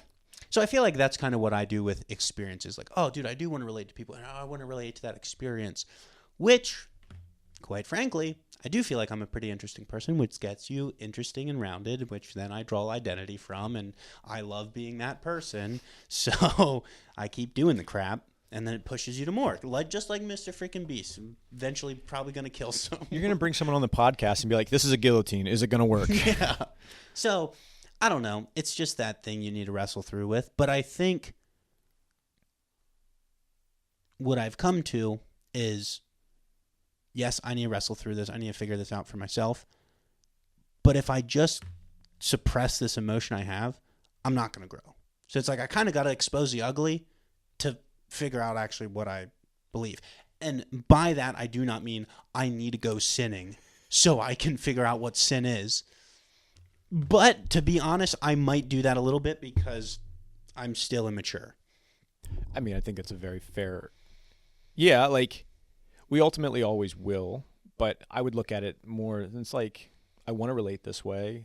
I'm not called in this moment, but that doesn't mean I can't relate, period. Yeah. Like, just because I've never done drugs doesn't mean I don't know what it's like to be hopeless or trying to find, everyone has a drug of choice. Mm-hmm. You're running to video games, you're running to alcohol, you're running to hard drugs, you're running to people to fill those voids. Yeah. Like, everyone has a vice that they fill. So, like, I can relate to a certain level. Mm-hmm. And if I can't go full deep, then like praise the Lord that there is someone else in my community that can. Like, it's not my job to save everybody, and it's not my job to be a Swiss Army knife or whatever. Mm-hmm. Like, the Lord has prepared people. This is all stuff that I can say very easily. By the way, like I struggle incredibly as well. Like, I just wish I had the words to say or whatever. Mm-hmm. But like, the Lord has given you situations, right? That's 2 Corinthians. Like, as you go through things, that gives you the ability to speak into stuff. But the reality is, and the prayer should be, you don't experience everything. The man who is spread, 5 miles wide, but it's only an inch deep, offers zero help. Yeah. Like, much better to be, a lake that, 300-foot depth or whatever else, or the ocean. Like, pick your metaphor. You want to have depth because that's where healing, help, stability, encouragement actually comes from. Mm-hmm. If you're just like, hey man, did that too, that sucked, you're like, zero help. Yeah. Zero help. And if anything, that just breeds the idea of like, oh, you and I suffer, you suffer too. Like, why don't we get together and just complain about it, but not actually do anything or whatever else? Misery together. Misery loves company. Strive for depth. Mm-hmm. Yeah. And I feel like that even within, like, marriage just teaches you so much. Even if you don't want to learn. That's the big thing. Like, even if you don't want to learn it, it just teaches you because you have to. Yep. Which is a great thing because I don't think I would learn if it wasn't in place. So yeah, it's awesome. And the more mature you get, I think, the more you appreciate that. Because the more mature I've gotten, I've only been married for 3 years, but like, it was like, man, I freaking hate this. And then like the more mature you get, it's like, okay, this is actually kind of rocking. Like, it's cool because, yeah, you don't need to potentially go through as much hurt or piss your wife off all the time. Like, and it's like, whoa, we made it through like a full month without really arguing. This is sweet. Like, oh my goodness, we know how to communicate. Yeah. What? So it is cool, but yeah, you lose. I guess the biggest thing, I'm just so short-sighted and short-minded. Like, you just lose sight of those things in the day-to-day. And then you just chase, whatever vice you want. And then it's so funny because it is a full circle then. Because then it gets bad enough that it brings you back and it's like, it shows you how faithful our Lord is. Mm-hmm. And like, I don't ever want to presume on his faithfulness or take advantage of that. But like, that, praise God that, if it was me up there, there'd have been a lot more smiting going on. Yeah. But thankfully that's not the case. Like that's the point. Mm-hmm. And so you're just like reaching back that way. I don't know. Like, yeah, it's fun to chase different things, but you can come home at the end of the day, you put your head on your pillow, you look at that other one that's laying there next to you and you're like, that's my person. Like, I am fully known by them. Like, they know my ugly, they know my sad, they know my scared. Like, to be known and to know, it beats everything. Yeah. This is like not related at all. Perfect. But in like 45 minutes, Doss is going to come on this podcast, and we are going to goof, and like, it will be 100% different of a conversation, which cracks me up. Yeah, dude, I love conversations like these. I love the goofy ones, but I like these too. I don't know. I don't know which one I like more. These obviously have more depth, which you were talking about. Sometimes I do like just the silliness. You need it. Yeah. If you're just deep all the time too, like, I don't know. You can kind of just be a prick. You are a snob. Like, Yeah. that's not good either. Like, you need to be able to laugh and like be stupid. Yeah.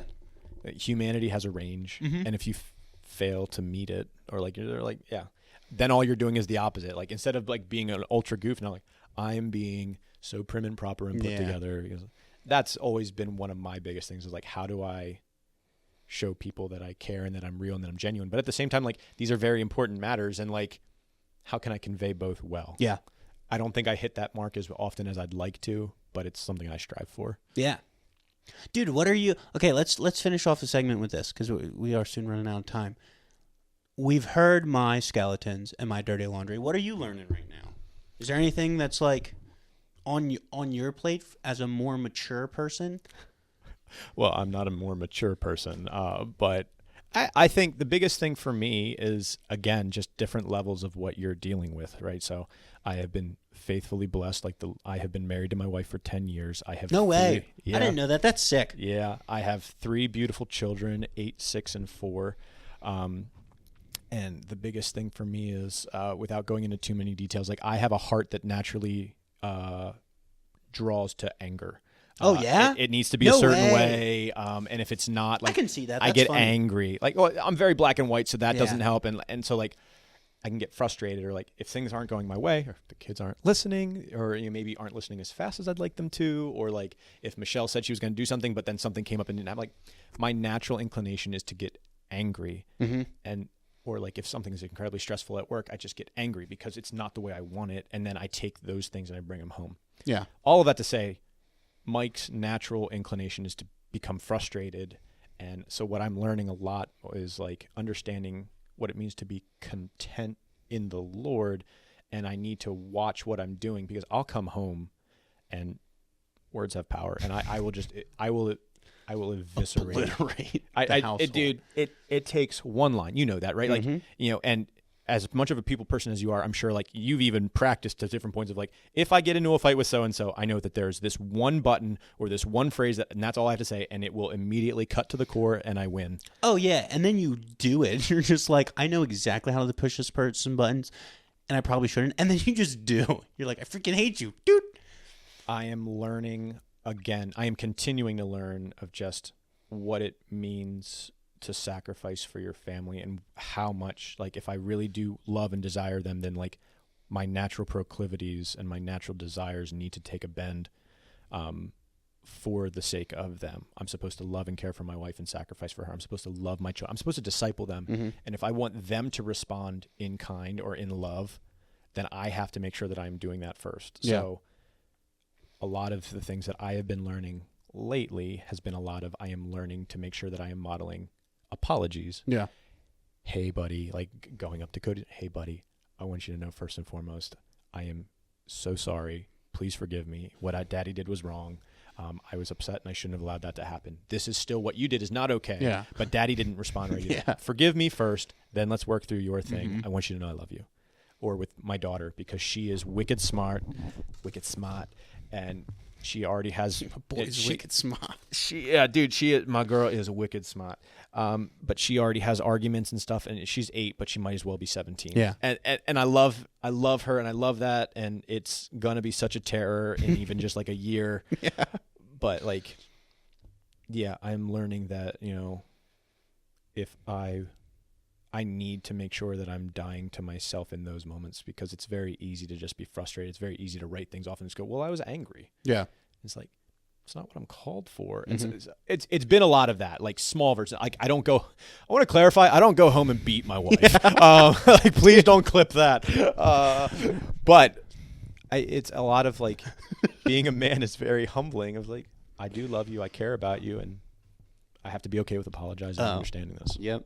Dude, there's so many times where I'll go on a rant on this, and it's like, if you just listen to that, it sounds like I drink like, I don't even drink that much. And it's like, there's been so many times where it's like, I should back that up and clarify. No, that's cool. Is it is it weird apologizing to a child? Is that weird? So I'll preface back. I have never in my entire life gotten an apology from either my mother or my father. And I think I'm sorry or please forgive me. Those are the most powerful words behind I love you, or even in conjunction with I love you, that a child can ever hear. It is ultimately not hard. In the moment, it's always hard to ask for forgiveness, but like, no, because I love you. Yeah. And like, I'll apologize to anyone that I've done dirty, or like that I've like, yep, that was wrong. I came in hot and heavy, or like, oh shoot, I made you the butt of the joke when I shouldn't have, or whatever. Like, so it is not hard because I understand what's at stake. Gotcha. From your experience, that makes sense. Yeah. I don't know. Like, it's hard to apologize. Like, they're another person. It's a soul to a soul, and like, you should know. Like, when you're wrong, you're wrong. Yeah. So it doesn't matter if I'm apologizing to the Pope or to to my 4-year-old son who was just, daddy went off the handle a little bit because he was just so excited to show him his dinosaur drawing. So no. Yeah, I feel like that'll be I'm not a. My bend is like, I'm not an angry person. I'm more just like, do whatever, man, and I'll do whatever. But then don't frickin' tell me what to do. And that's when I get angry. It's like, I didn't tell you what to do at all. I let all your sins slide, and now you're coming at me? Yep. That's 100% my bend, where it's like, dude, I am just chill until then you poke me. And then it's like, dude, what the crap? Let me start Look swinging. at my catalog of all the sins I actually remember you doing, and I'm going to bring those out on you. I would have let them slide, but now I can use them to manipulate you. That's it. Full circle. I want to manipulate. Yep. And we can pretty much just close right there. No, it's cool, man. I love conversations like this. They're needed. Yeah. And like, sometimes you can feel like, yeah, dude, you are the only one going through this garbage. Or just like, oh my word, so many people will judge me if I say this. And then you actually say it, and it's like, oh, the people I care about actually didn't judge me. And the people that I do, I'm secure enough where it's like, I don't give a frick what you think. Yep. Like, you're far enough out. If you don't have my number in your phone, I could care less. Yep. So, but then it's like, yeah, generally the people that are close to you, and sure, you always have your one-offs and stuff where it's like, boy, that sucked. Like, they actually did. And that was not fun. So you always have that, for sure. But I think these conversations just need to happen. Just like the goofy ones, and yeah, you can be shallow with someone to eventually go deep. You have to like you've got to fight for both, and I think American culture does a very good job of like, we can be very nice to our front door, and you don't come. That's Lancaster County at least for sure. But like, you have to fight for that depth, because otherwise, the person who feels the most alone is the one who has a million connections, but no real deep stuff. I'm not super well, I'm not super involved in a million different things, but like, I know a couple people have me, and I'll fight for that. Because that's where you need it to go. I can be silly because I know I have someone with depth too. My caution to anyone who's listening is like, if you don't have someone that you feel like you can go to, or like that you don't have, like, that is when you are in the most danger. At least go find somebody. Like, at least one. Yeah, because that person's then like, yeah, there's been times in my life where, I'm that goofy guy that like everyone knows of, but it's like, where are you when I'm in my house crying? I don't cry that much. But I occasionally, sometimes I do. But yeah, then it's like, then it truly feels hopeless at that point. Yeah, it's easy to put on a face. It's you want to take that face off, and like, you need it all. It's a beautiful tapestry, but if you aren't having someone or a couple of ones that are regularly and willingly coming into that with you, like, you got to find it. Yeah. And that's the thing where it is like, I don't know, me and my brother, the one I work for, just have like, I don't know, such a cool relationship. Like, I respect him so much. And maybe it's just because we're like forced friends through like work, and he lives so close to me. But yeah, speaking into what you said, by having him to even just like springboard stuff off of and be like, dude, am I like bad for this? And he's like, no, like, yes, you are bad, but everyone else is also. Let me walk you off the ledge. Yeah. Yeah, dude, having people like that, it is huge because I am a pack wolf. And if I don't have a pack, sad little puppy over here. At the end of the day, everyone's a pack For wolf. sure. You have to be. So, Yeah. like, I get that there's some lone wolves or whatever, but, like, you're not meant to do this alone. Mm-hmm. So, Yeah, like, you need that communion. And then we just spread our wings to farther out and to maybe someone. Oh, dude, literally a dude that was listening to this was from Dubai, so that was crazy. no shot. Yeah, dude, he freaking okay. We're gonna end on this happy note. This was crazy. So I gave away a shirt, like right when I started. I was like, hey, like if you comment on the video, I'll give you a shirt wherever you're from. Sure enough, I knew everyone but 2 people, and the kid that freaking won was from Dubai. And I was like, are you freaking kidding me? So I shipped in the shirt. It was $38 to ship the shirt. The shirt was only worth $30. And then it's like, I just spent $68. A, I'm not making any money from doing this. B, I had to take out a loan for this shirt. And now I got to send it to some guy that I don't even know if he speaks English. Maybe he was just using Google Translate. He probably didn't know a word I said. He probably just saw a free shirt. But I'm kind of stoked. Like, what if he's just over there in Dubai with some sheik wearing this Justin Taste shirt? That's freaking awesome. Yeah, it was funny. So I ship internationally now. Oh, my gosh. But that's about it. That's all I had planned. I didn't have anything planned. And that's why we went to where we went. I appreciate you having me on. This is it was a very fun opportunity. Dude, it's so fun. And that's why we do it. So if you have fun people, send them my way, and I will talk to them. Hasta la bye-bye. Deuce.